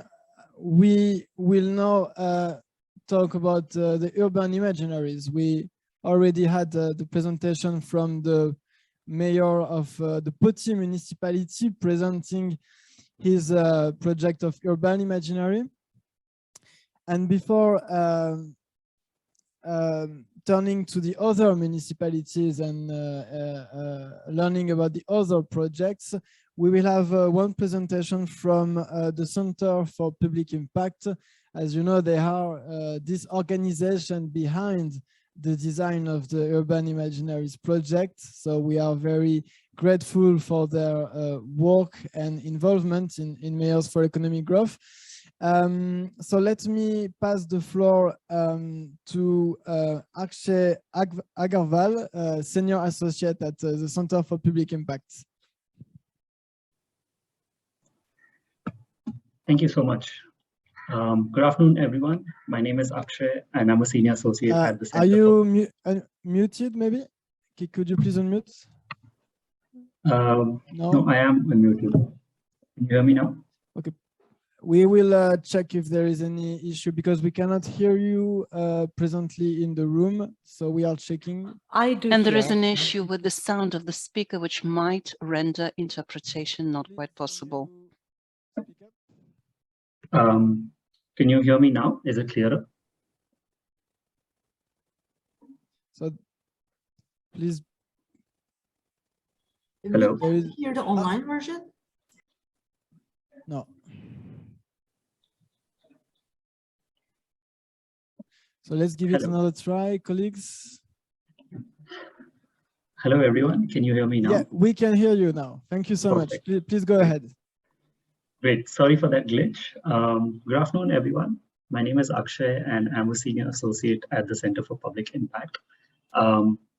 It's my pleasure to be representing CPI today and introduce you to the Urban Imaginaries program, which is being co-designed and implemented by UNDP and CPI this year for its inaugural edition. Briefly, allow me to start by sharing a little more about who we are. At the Center for Public Impact, we believe in the potential of government to bring about better outcomes for people. Yet, we have found that the systems, structures, and processes for government today are often not set up to respond to the complex challenges we face as a society. And that's why we have an emerging vision of government so that it becomes more humane and works for everyone.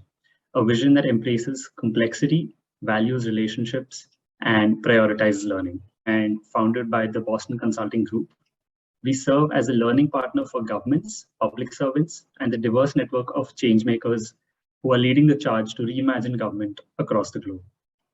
We work with them to hold space to collectively make sense of the complex challenges we face and drive meaningful change through learning and experimentation. We also help organizations to build their own capacity to learn, typically by supporting them to center all of their work in experimentation, data gathering, sense making, reflection, and reflexivity.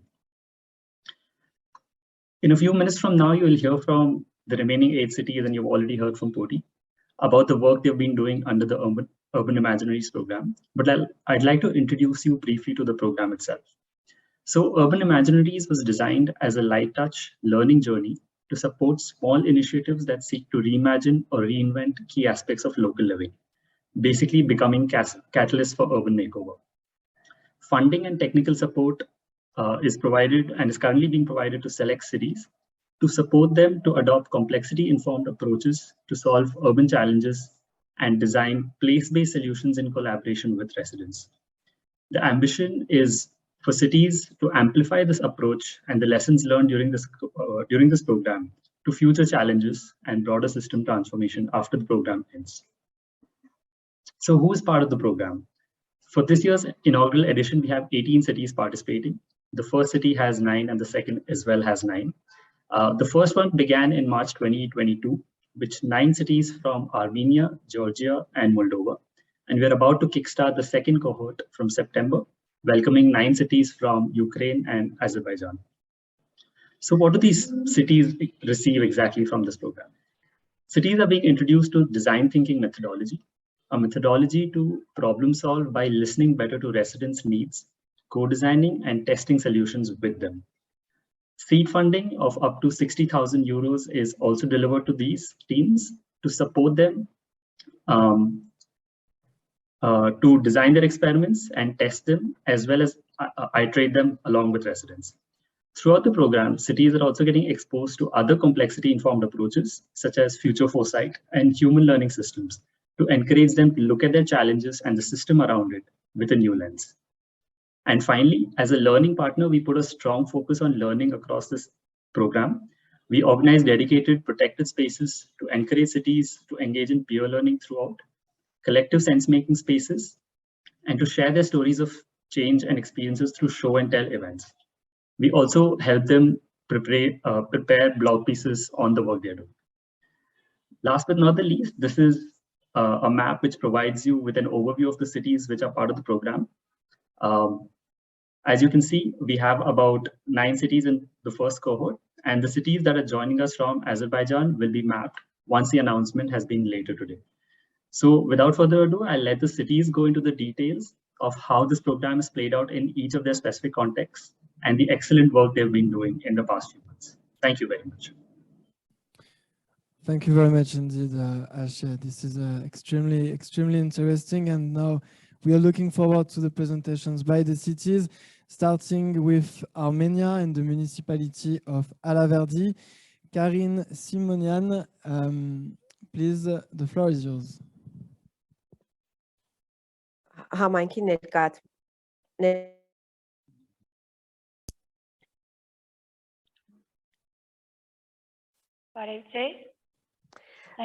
Hi, everybody. Can you hear me? Can hear you. Please go ahead. Thank you. Karine Simonian, Republic of Armenia, Alaverdi community. I am the economic development responsible person for Alaverdi. Alaverdi is one of the communities in 2017 were involved in the project, and currently within the project we've in joint active work with experts, we are testing the portfolio. Let me take you through the portfolio a little bit. Within the project, we want to have to refer to enhance the cultural life in the Alaverdi and try to address the challenges and cultural development in the community. We as a problem wanted to tackle the general low level of economic development in the community at first, but then during the results with the meetings with experts and interviews, we narrowed down the problem, and currently we are going to implement projects to enhance the cultural life in Alaverdi by addressing several issues, specifically to create a place, building conditions for people to fully realize their cultural potential, lack of favorable environment for expressing their creative potential, lack of also monetizing opportunity of culture, and full developed tourism. So we want to revamp, rebuild and remodel and revamp the building of the cultural house, and we'll see whether the to see whether the project will be efficient or not. So we are planning to test in the community to cooperate with the owner of the private cultural house in the community and to provide the local theater or cultural figures or organizer of cultural events to use the building to implement and carry out various activities there. And testing, which will mean to provide them sufficient conditions for them, also to see whether the how these events organized in the presence of sufficient conditions will be liked by the population, will be appreciated by the population. And with the experts, we are trying to learn how to test, how to conduct it, how to have efficient project, and we're planning several steps. So we want to provide them with specific conditions. We will view their creative activities when implementing their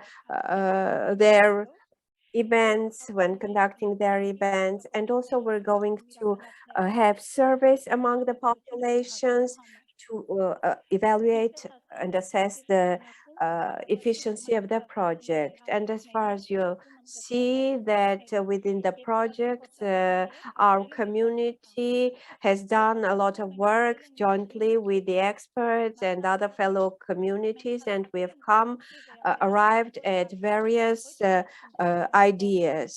So we understood that not only the expert opinions should be taken into consideration, but also of the residents who will be the beneficiaries of their project. We also learned to understand the importance of testing when to avoid like risks and have more efficient. We have two gains here, achievements during the project. The first of all, people who we come to know during the project within the communities who were already been involved in the project, have worked with tech experts, and who even have the opportunity to come and familiarize themselves with our community. And the next is that through such events and activities, and through the meetings with other communities of Armenia, they will be able to share their experience, their knowledge, and not only with the communities within Armenia, but also other countries, and to implement the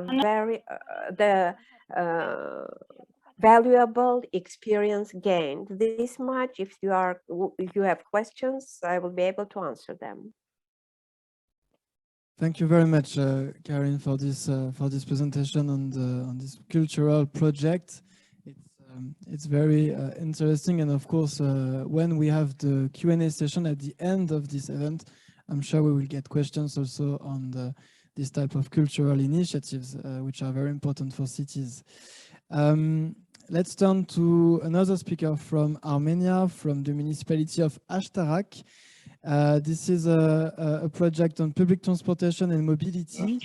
Ishkan Barsegian, please, you can talk now.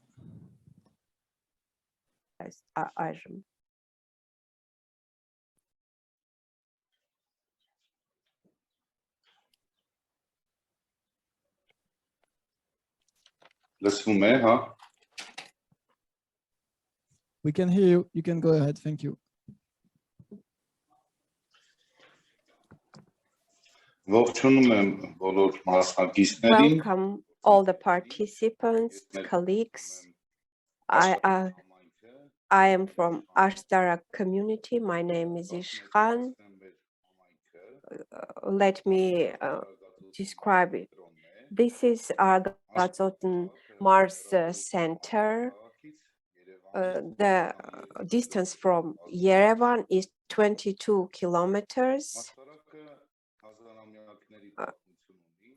Ashtarak has a history of long history of 1,000 years. Armenian sources refer to it since the 9th century, and also the artifacts and monuments found and settlements and shrines found in the vicinity. And during the legislative change earlier in the year, we are an amalgamated community with 75,750 people, 50% women. Main development opportunities are industry, agriculture, and tourists with their components. In recent years, a lot of work has been carried out in Ashtarak, and they are underway and continued in other administrative districts of the community. And the goal of our working team was to ensure natural development of our community, to have a well-maintained and attractive for the tourists and locals community, and to have good conditions for all the visitors. And in each settlement, for each person, and taking into consideration the potential of all the settlements within the community, we need to enliven economy and tourism, for which we need to develop develop plans for the development of the community. And this public transportation improvements in Ashtarak aims to create a new transportation system as per the required needs of the residents. We plan to have accessible in terms of accessible network, and the selection of the project was based on surveys with participation of the residents and administration of the community, and the meetings, discussions among the population were creating also to build trust with the municipality. We took into consideration human resources, mentality of population, and also available resources that will be able to help us with project implementation. Project implementation is very important for the community. The residents were raising this issue for many times, and we wanted to have a public transportation service in the community. And within the project, we were planning to build 35 bus stations, in each one per settlement. The bus station stops will be one-story buildings, having benches with a solar lighting system, free internet connection at the stops, and also heating system using solar energy. Within this project, we are planning that we will buy 11 small buses, vans, the 3 of which will be for people with disabilities. We'll start with 3 buses and then we'll increase the number.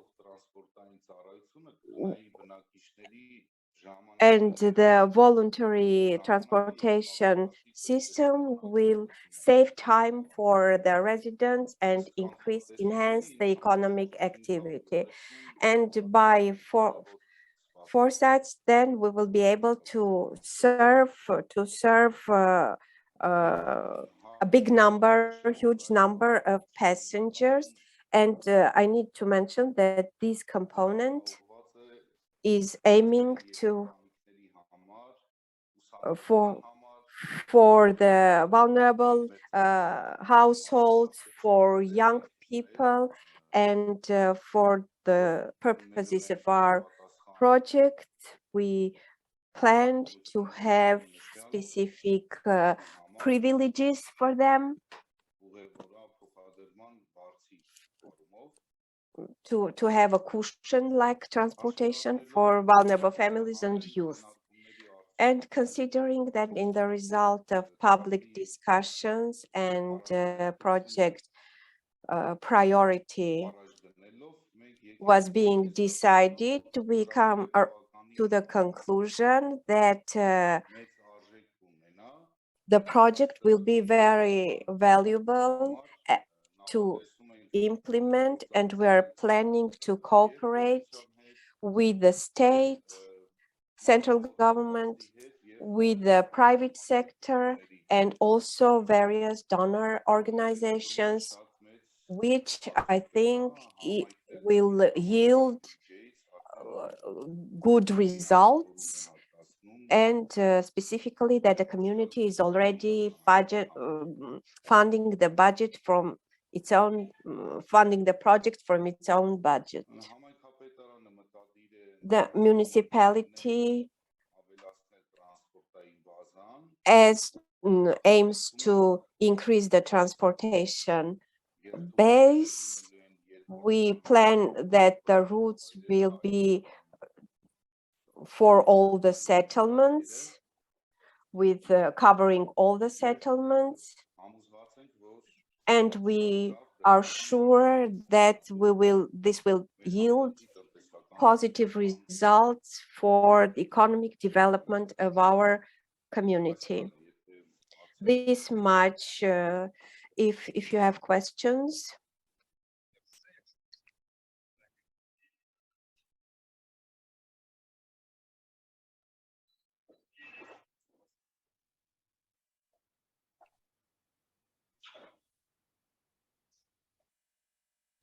You are muted. Meeting room, you are muted.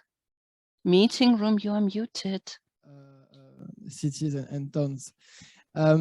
Let's turn now to the last speaker from Armenia on urban imaginaries. He will speak about urban development, and this is from the municipality of Charet Savan, Ashot Tserounia. The floor is yours. Thank you.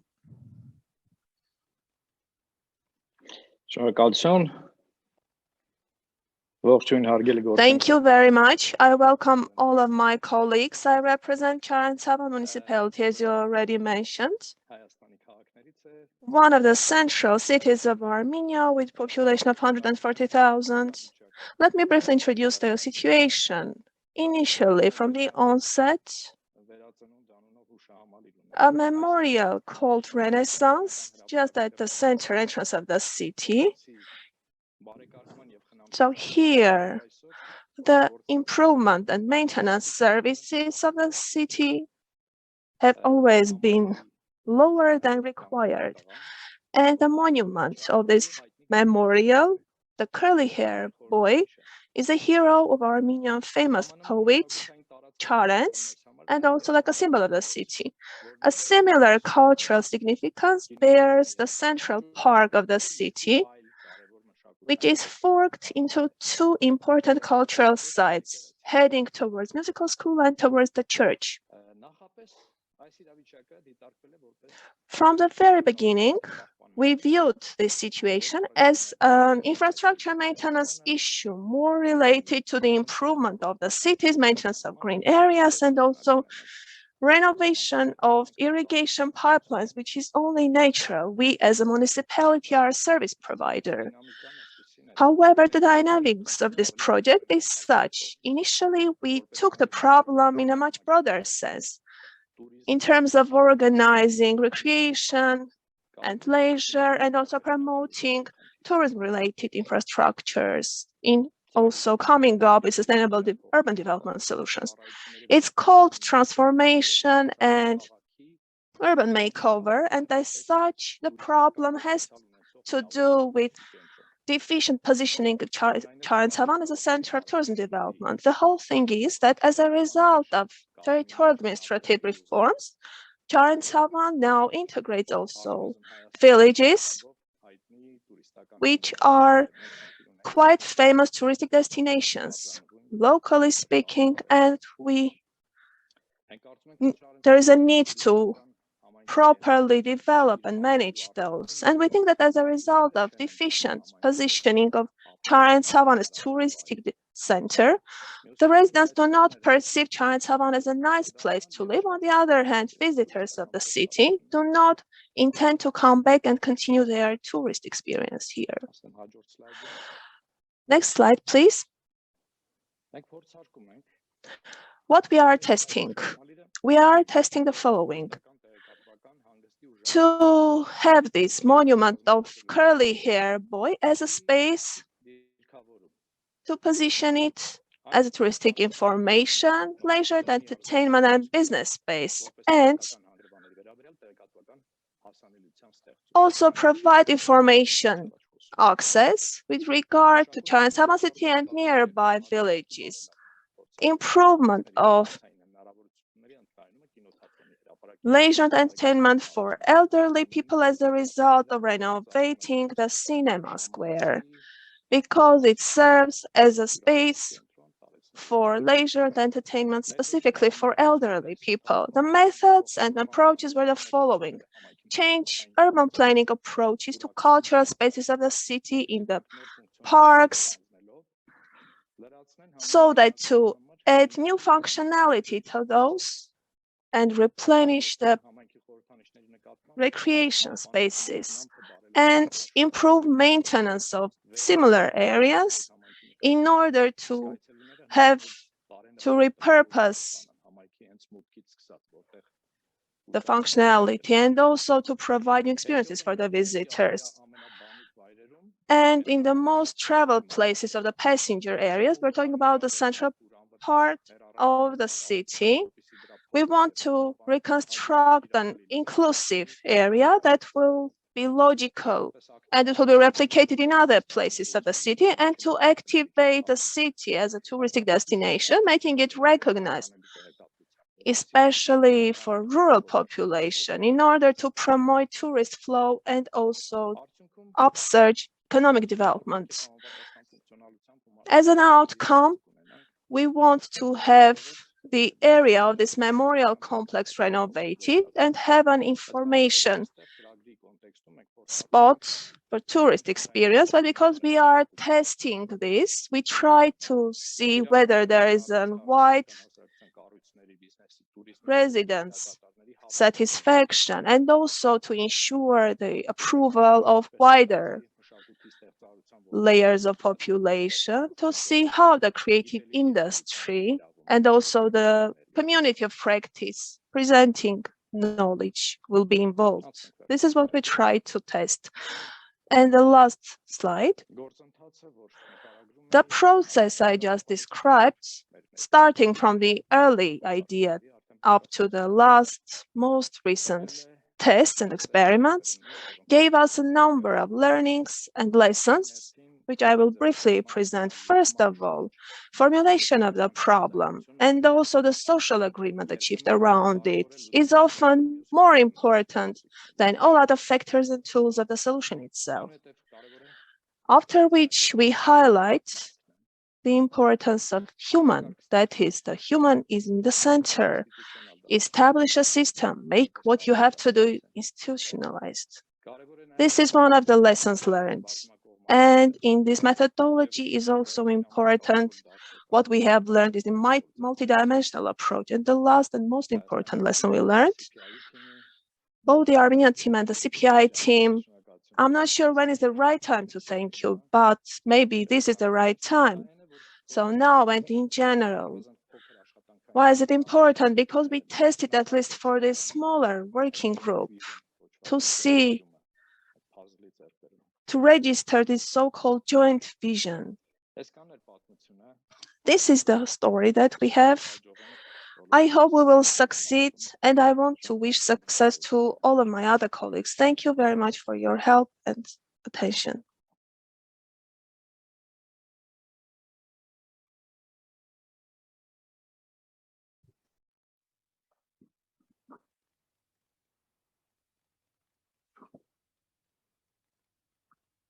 Of the people in the city. Let's turn to Georgia now. Let's get back to Georgia on economic development and how to stimulate the entrepreneurship for the youth, because the youth is an extremely important part of the cities and towns. So we need to capitalize on their potential and create opportunities for them. So I'm very pleased to welcome Revaz Berbatkadze from Rustavi. Let me give you the floor. The floor is yours. He is online. Yeah, thank you. I'd like to greet you, ladies and gentlemen. I hope you hear me quite well. I'm really happy to have opportunity to to present joint work of Rustavi team. Please, next slide. Next slide, please. So, in Rustavi, we took that a classic way envisaged by the program. We developed the list of problems, then shortlisted problem challenges we want to respond within the frameworks of this program. Regrettably, Rustavi and many other cities, like many other cities in the region, has the problem that youngsters abandon city, migrate, in our case, migrate to Tbilisi or even abroad.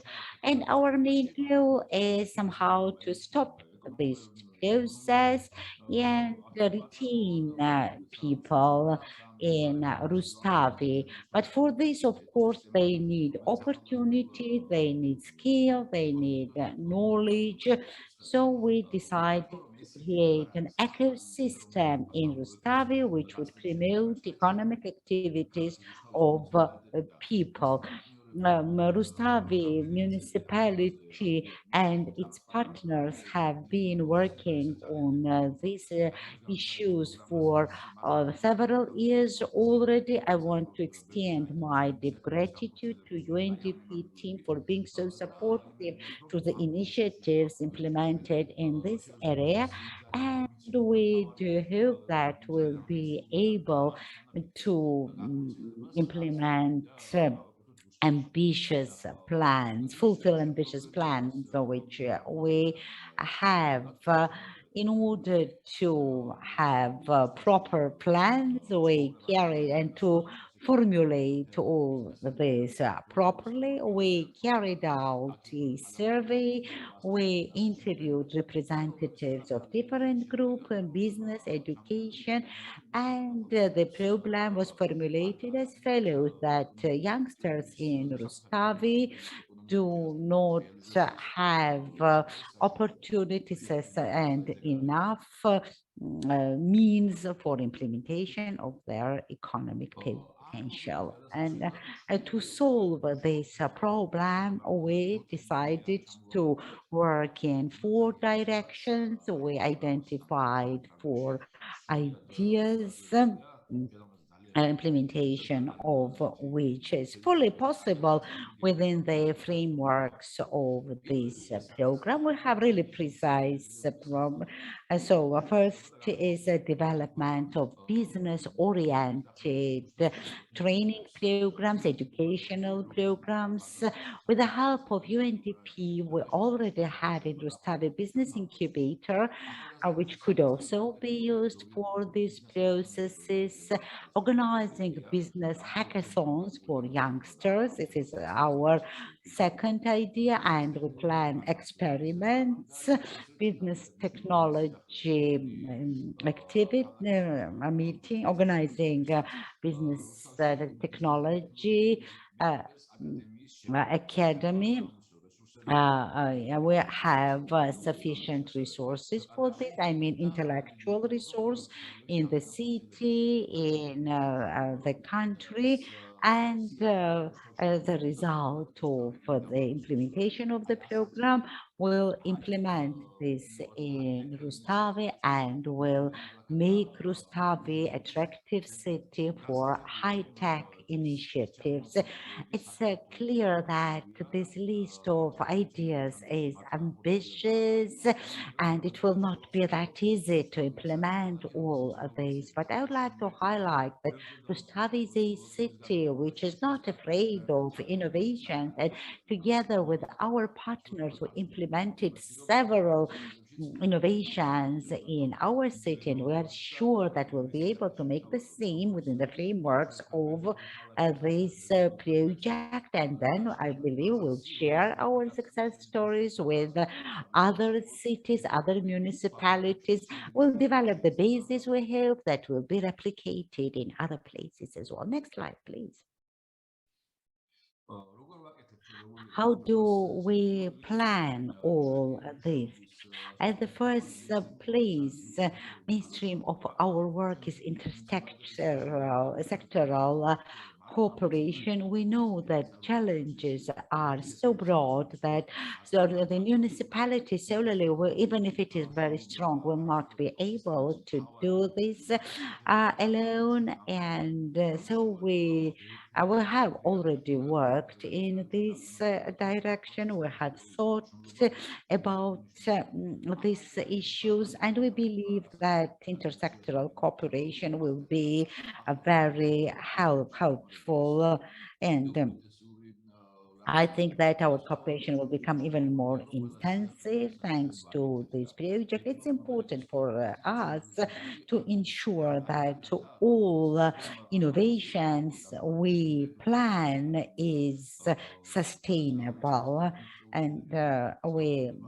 want everyone to use, we want others to use our achievements. We all see the situation in the region.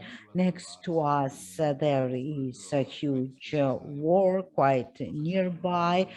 But we should not forget that this tension and this terrible situation will be finished quite soon and will by all means be in need of development-oriented programs, and these development activities enable us to create some development-oriented initiatives, implementation of which will be quite efficient, and then we'll be able to to replicate and expand successful models to other municipalities as well. Next slide, please. I would like to present the team which worked on this initiative, and I think that when such a dedicated team exists in the municipality, it is always a very helpful, and it's our second cycle of participation in this program, and we hope that within the frameworks of this project we'll be able to show more to our partners inside and outside of the country. Thank you. Thank you very much for this, Revaz. Another way also to involve the youth is definitely to develop local sports facilities. Well, not only for the youth, but for people of all ages. It's a very important project. So let's turn to David Baktadze from the Samtredia municipality. Please, the floor is yours. Thank you. I would like to greet you. I would like to greet Mrs. Deputy Minister and the people who are so supportive to implementation of any programs in municipality. I want to welcome my colleagues, participants of the meeting, and European partners for giving new development opportunities to the municipality. And within the framework of the project, our team worked on a really important issue which we wanted to solve. I'm really happy to have the opportunity to present the municipality, which has a really important location. It is a very important point from a railway and road transport, and we are also bordering with the Kuria region, and I mean that the beneficiaries of our project will be not just residents of our municipality, but also other municipalities and even region. We started reconstruction of, we started to study the opportunities for restoration of recreation center. In municipality, we have a sport complex where a swimming pool was functioning for years, with beneficiaries not only from Samtredia municipality, but other municipalities as well. And within the frameworks of this project, we plan rehabilitation of this swimming pool until identification of this issue. We carried out quite serious research, and I think we achieved the main goal within the frameworks of the program Mayors for Economic Growth. I mean, goal of identification of the problem, and we think that this will be one of the examples projects. Next slide, please. for implementation of the project, huge work was carried out in consultations with the UNDP team. We identified the needs and problems which by all means should be taken into consideration. The population was interviewed, and not just some Tredia population, but neighboring municipalities as well, because mobility is really high. And we interviewed residents of other municipalities as well. As a result of this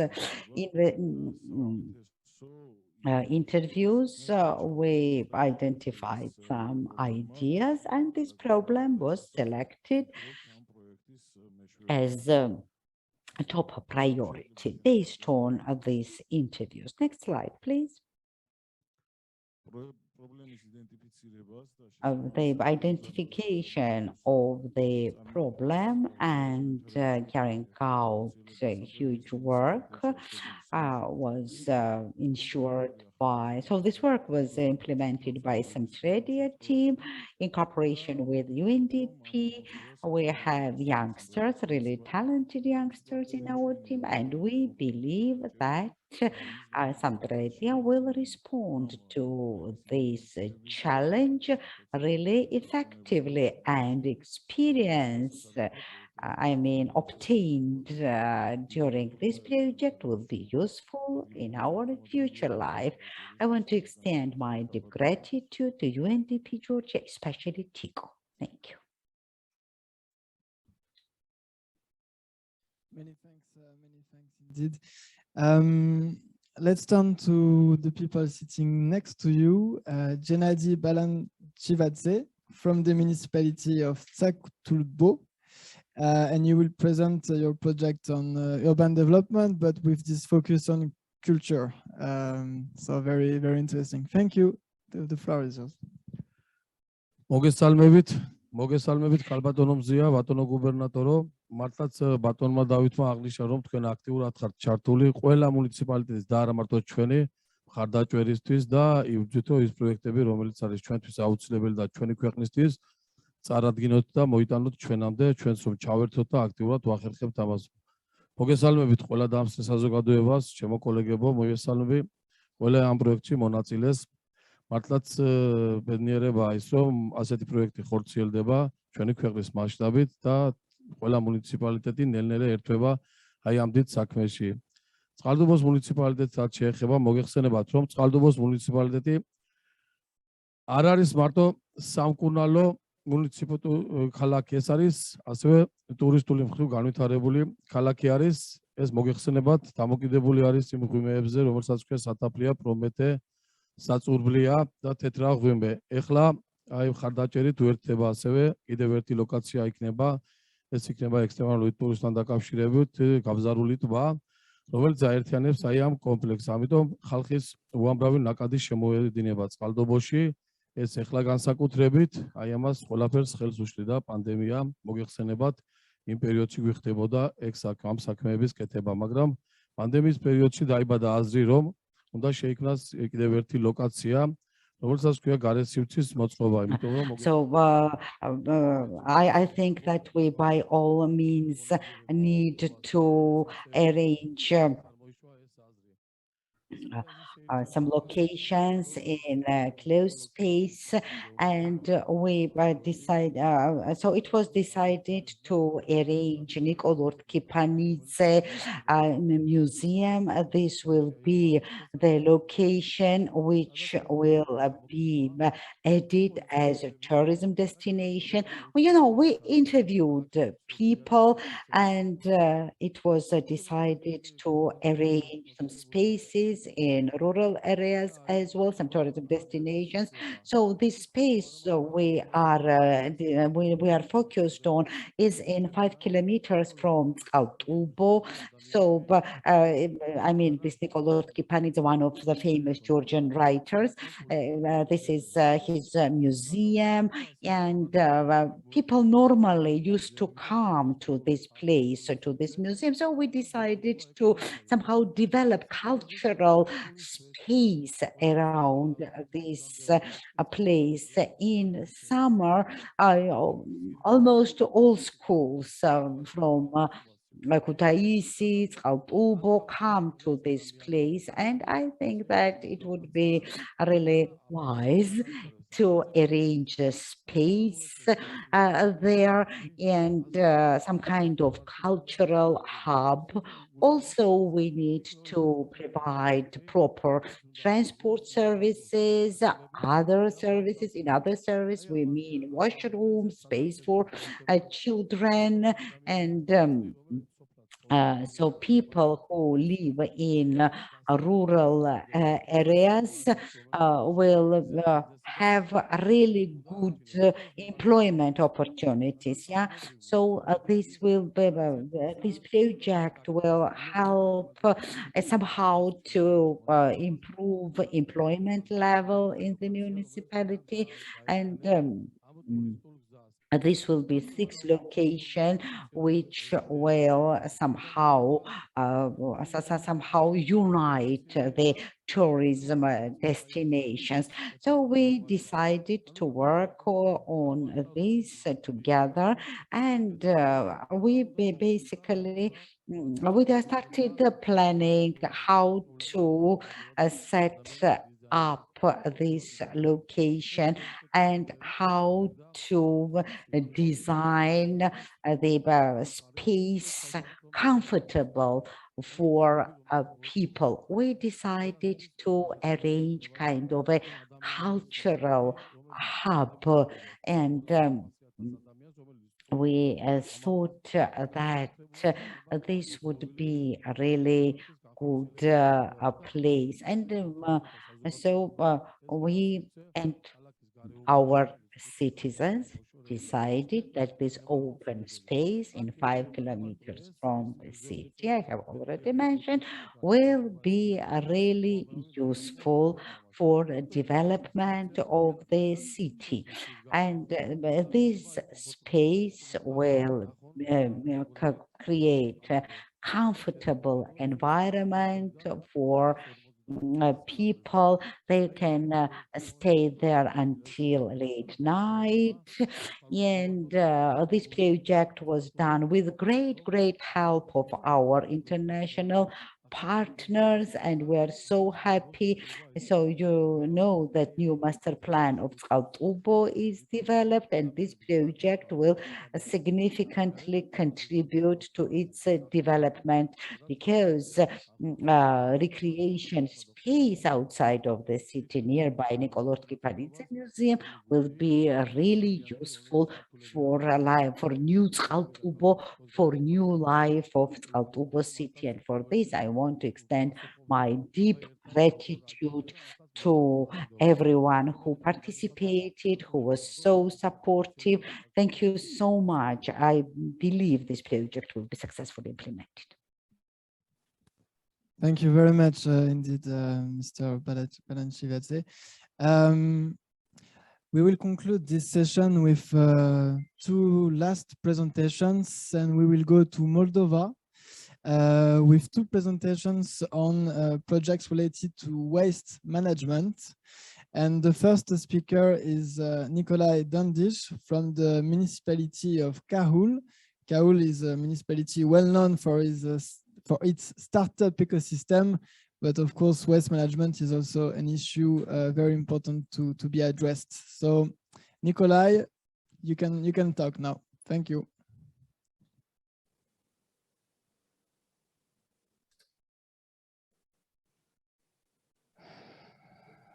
If you are online, Nicolae, can you signal if you are here still? We are back on track regarding the timing, so Bună ziua, mă auziți? Yes, so I would like to welcome you on behalf of Nicolae, who is the mayor of Cahul. My name is Stella Badir, I'm the deputy mayor of Cahul. So I represent the Cahul city, having more than 40,000 inhabitants, considered the biggest city from the southern region of the Republic of Moldova. This is a university center, which is also recognized by the UNESCO network. Also, we have a cultural center, so with a series of festivals, exhibitions. International Film Festival is organized in Cahul. Also, crescendo classical music is organized in Cahul as well. Also, we have different kinds of bands, orchestras, and some other activities that come to support our declaration as being a cultural center of Republic of Moldova. Also, Cahul is a very important attraction for the municipality, so thereby we decided that the most important problem that needs to be solved is waste management, because we would like to have a green, a clean city, we would like to have an attractive city for people who are inhabiting the city, as well as for the ones who would like to come back to the city of Cahul. For that particular reason, so we have identified this problem together with the citizens of Cahul, and this program helped us to understand how we can improve the quality of life and how we'd be able to reach all the Cahul people, so how we'd be able to cover all the root causes of this problem, as well as how we'd be able to identify some sustainable and viable solutions. So we have tried to look into the root causes of this problem. So we try to look into the environmental protection issue, and by identifying this problem, so we have also tried to go deeper into this issue, and we have come to the conclusion that we would need to raise the awareness of the people in order to understand the importance of this waste management issue. One of the objectives would be not just to focus on the adults, but we try to focus on the youngsters, on the children, because children and the youngsters would focus and would contribute to the education of the parents. So one of the projects that we wanted to develop with the help of that particular program is called eco patrolling. So this patrolling would go to different educational facilities, to nursery schools, to kindergartens, to schools, and help children understand how the waste has to be separated. Another issue is to monetize the waste collection system in such a way that this kind of kids and children would then be able to use the collected money from the separate waste collection, that they would be able to develop different projects in their classrooms, in their schools. Another idea for this issue, for this problem, as well as to solve it on a longer term.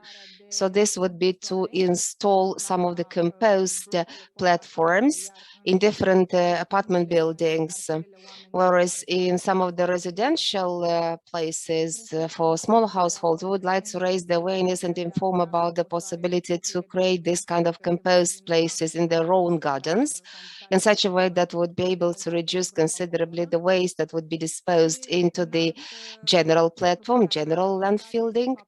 And another issue that we have identified is that we lack a program, a plan, a legal framework that would be developed with the contribution of everybody, and that would be in line with the European commitments, and that would cover the entire route in such a way that would be able to improve the entire service of waste management. Then we plan to install some of the platforms for waste collection and management, and then would continue this kind of work. So I would like to thank UNDP. So UNDP is a very important partner for all of our projects, and we would like to wish success to all the colleagues from the Republic of Moldova, as well as the countries that are participating online in this meeting. It's very important for you to accomplish and to fulfill all the objectives and to enjoy the results of these projects. Thank you so much. Thank you very much. Avem pe ecran.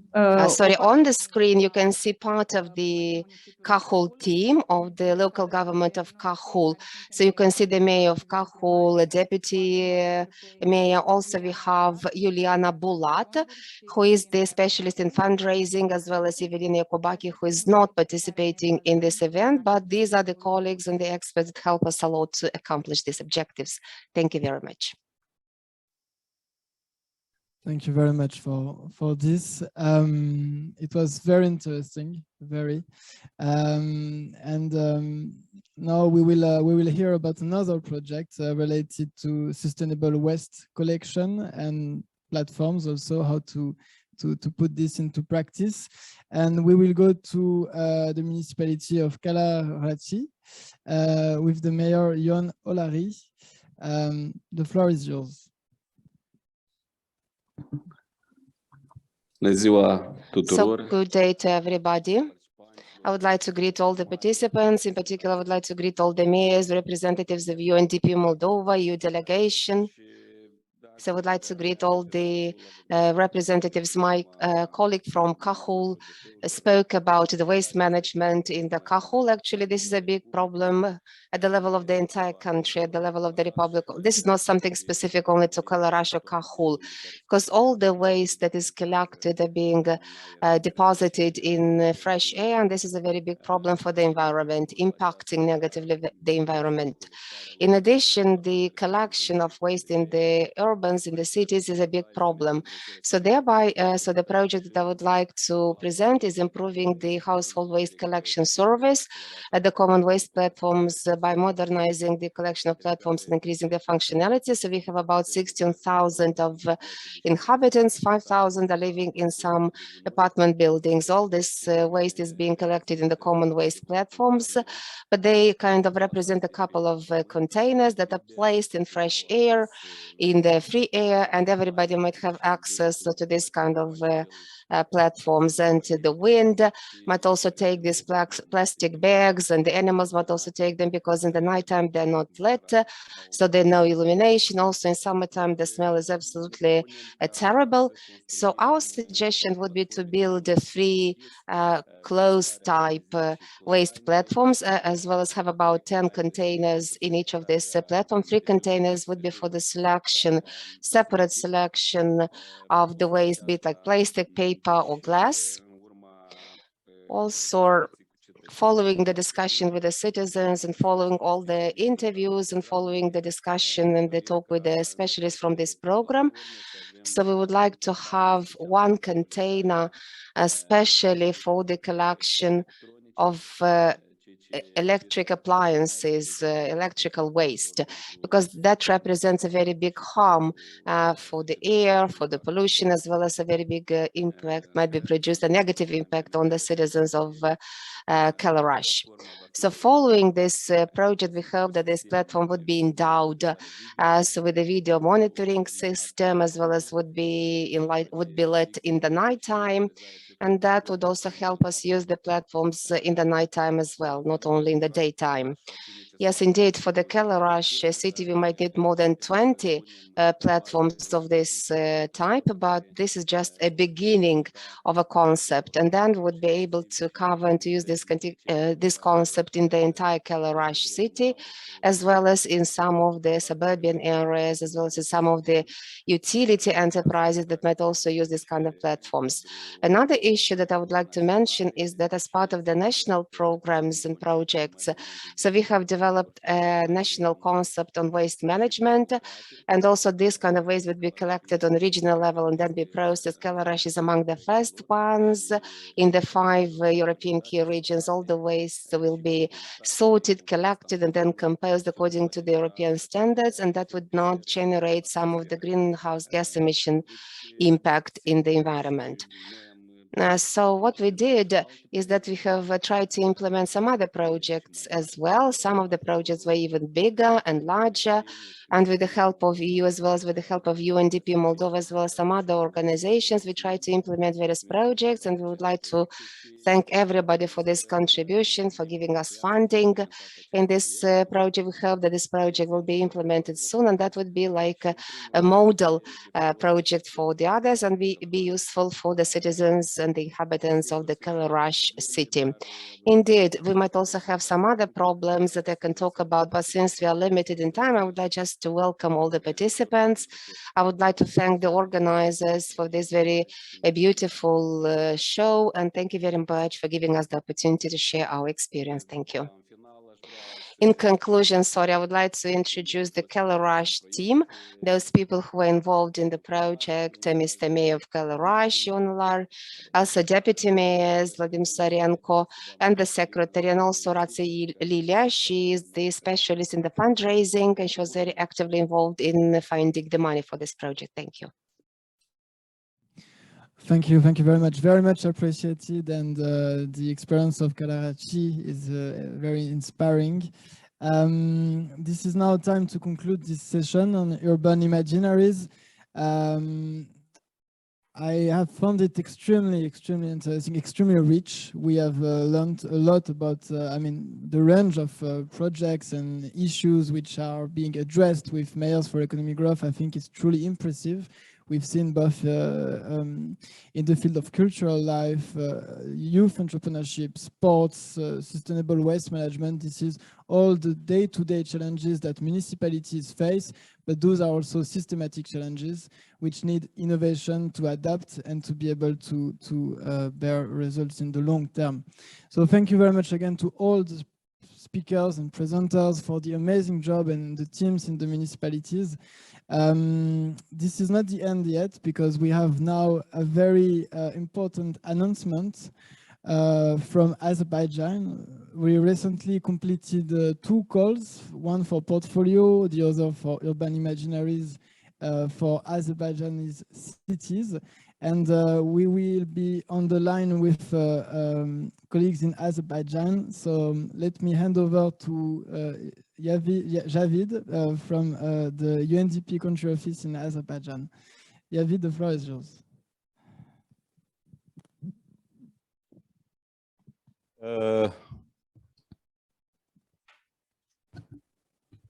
Sorry about that. Hello, colleagues, dear guests, Mr. Ambassador. Before we proceed to announcing the local authorities selected for portfolio journey and urban imaginaries directions of our project, I would like to invite His Excellency, Mr. Ambassador of EU to Azerbaijan, Mr. Peter Mikhalko, to give his speech. Thank you very much.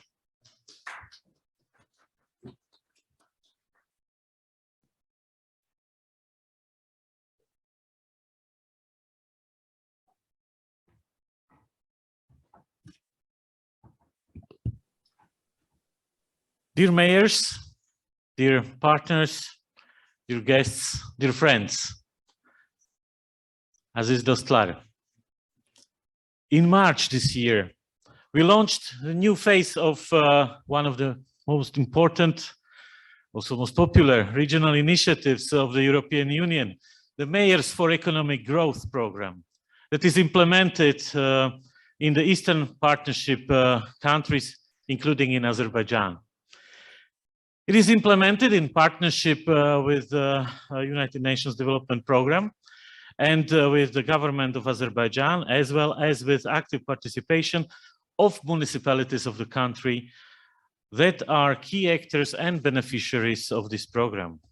It is great to see the dynamic implementation of the program, already having a network of 50 municipalities who have joined the program. I would like to appreciate our cooperation with the UNDP, our implementing partners, the government of Azerbaijan, in particular the presidential administration, for their efforts to expand the implementation of the program in the country, and of course, the municipalities throughout the country who have shown interest to be part of this interesting journey.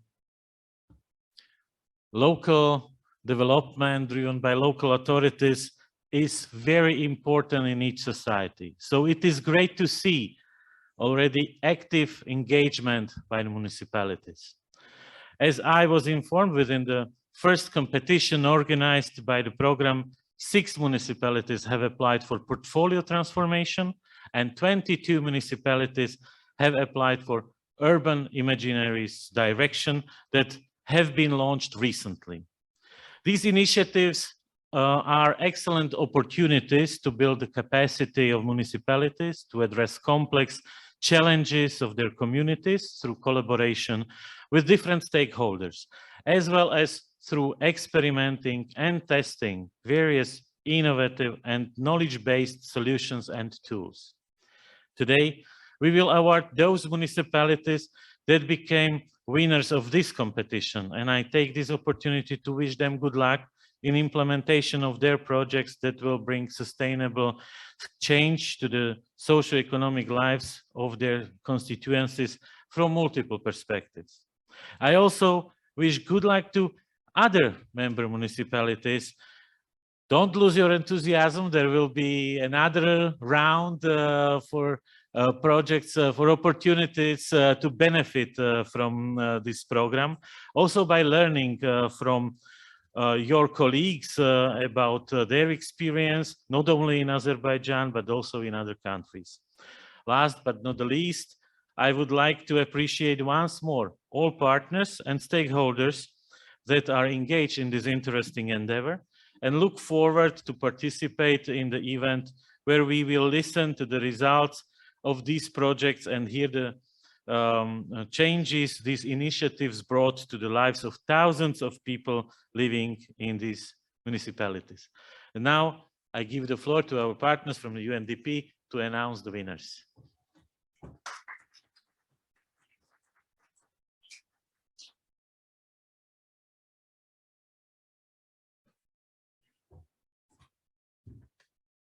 Thank you very much, Mr. Ambassador, dear guests, dear colleagues online. It's the moment that we've all been waiting for, and I think I will not make you wait anymore. Mr. Ambassador, if you would like to come to the stage to award the winning applications for the portfolio journey, Khırdalan Municipality and İçeri Şehir Administration. Mr. Şahin Seyzade, Mr. Orhan Musayev, please to the desk.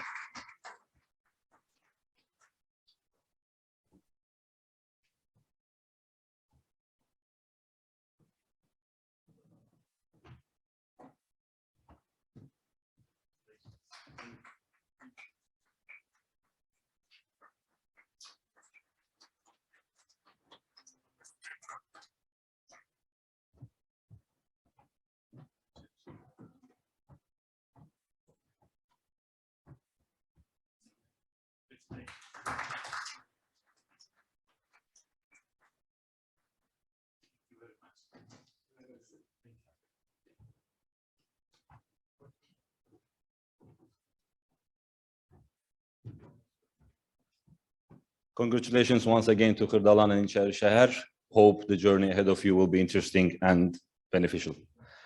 Mr. Ambassador, we'll move to the winners of our urban imaginaries. Urva, Mingeçevir, Sabayıl, Naftalan.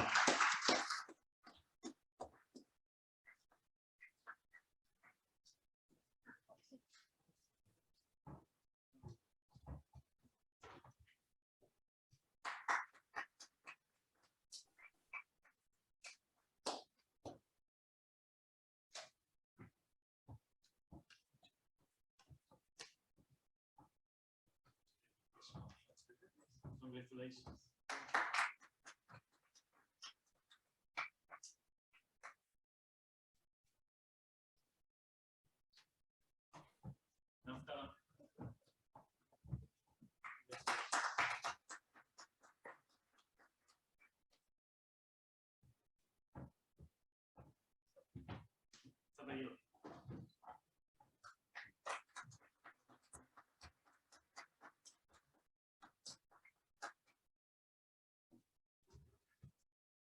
Mr. Ambassador, if I would take a minute, if I can ask the mayors of the winning cities, please come to the stage for a group photo. Thank you very much. Bəli, sertifikatlarını xahiş ederdim. Seçilmiş belediye üzvləri. I would like. Elmin Bey, sizi de davet ederiz Zəhmət olmasa.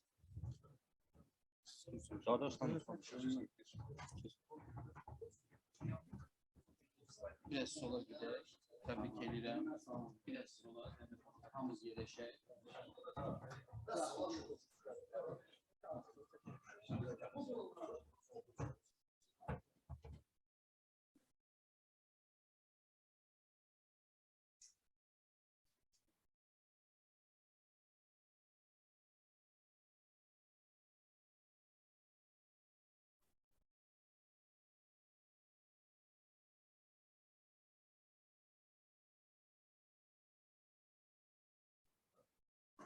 Thank you.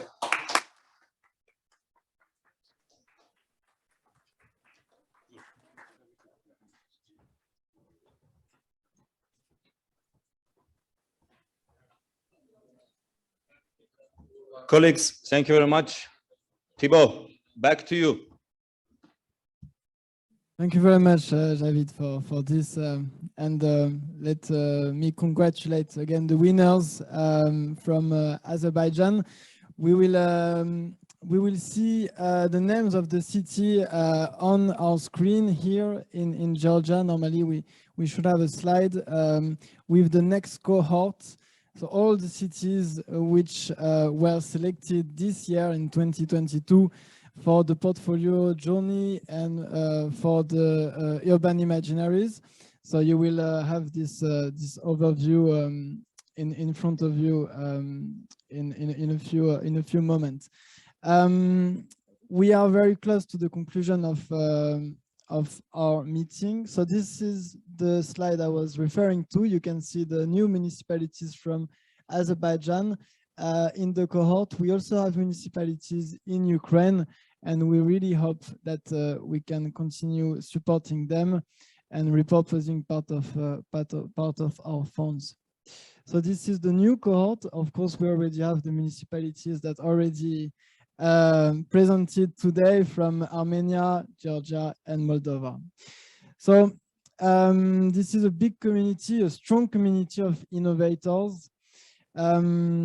We are grateful to be able to count on so many motivated mayors and teams. I think this is a word of appreciation from us in the EU and also in UNDP to encourage you to continue working in that direction, taking this innovative approach for, at the end of the day, addressing real challenges, day-to-day challenges, systemic challenges. We are aware that as mayors, you are accountable, so you need to deliver. We want you to deliver. We want to help you deliver, and this is why we have this methodology, which we think is the best way to deliver on the long term, not only in the immediate time. I want to use this occasion because we still have a few minutes before the lunch to ask and to open the floor if there is anyone in the room or in the chat who would like to ask a specific question which has not been addressed yet, or simply to share his or her experience, feedback of this meeting. I think we would very much like to hear about that. So please don't be shy. If there is any volunteer in the room or online, this is the moment.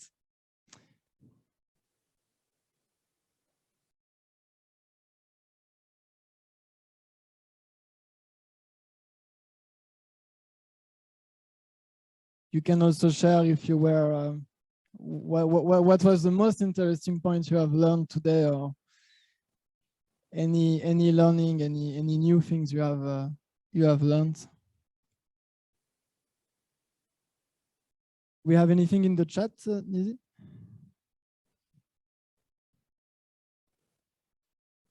No?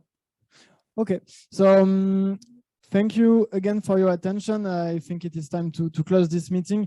Dear Deputy Minister, dear mayors, ladies and gentlemen, thank you very much again for your attention and for your active participation. As I said, this program is very important for the European Union, very important for our partnership also with UNDP. We are leading the way towards a new way of doing local economic development, and we could not do it without you. So again, words of appreciation from our side.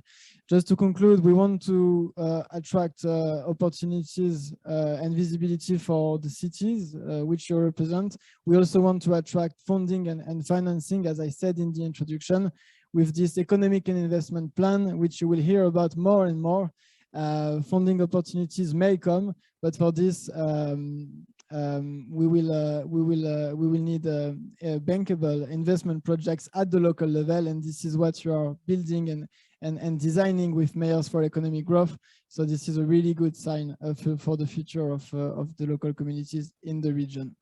Also, we have the EU-funded other projects that you know, EU for Culture, or the Covenant of Mayors, and it's very important to look at them as a package in which you can tap and look for synergies. So thank you very much again. This is it from my side, and we now have lunch, and we will come back in this room at 3 Georgian time, and this will be the national event only, so only for Georgian participants. I'm saying that for the audience online. So voila, let's come back at 3 and have a good lunch. Thank you.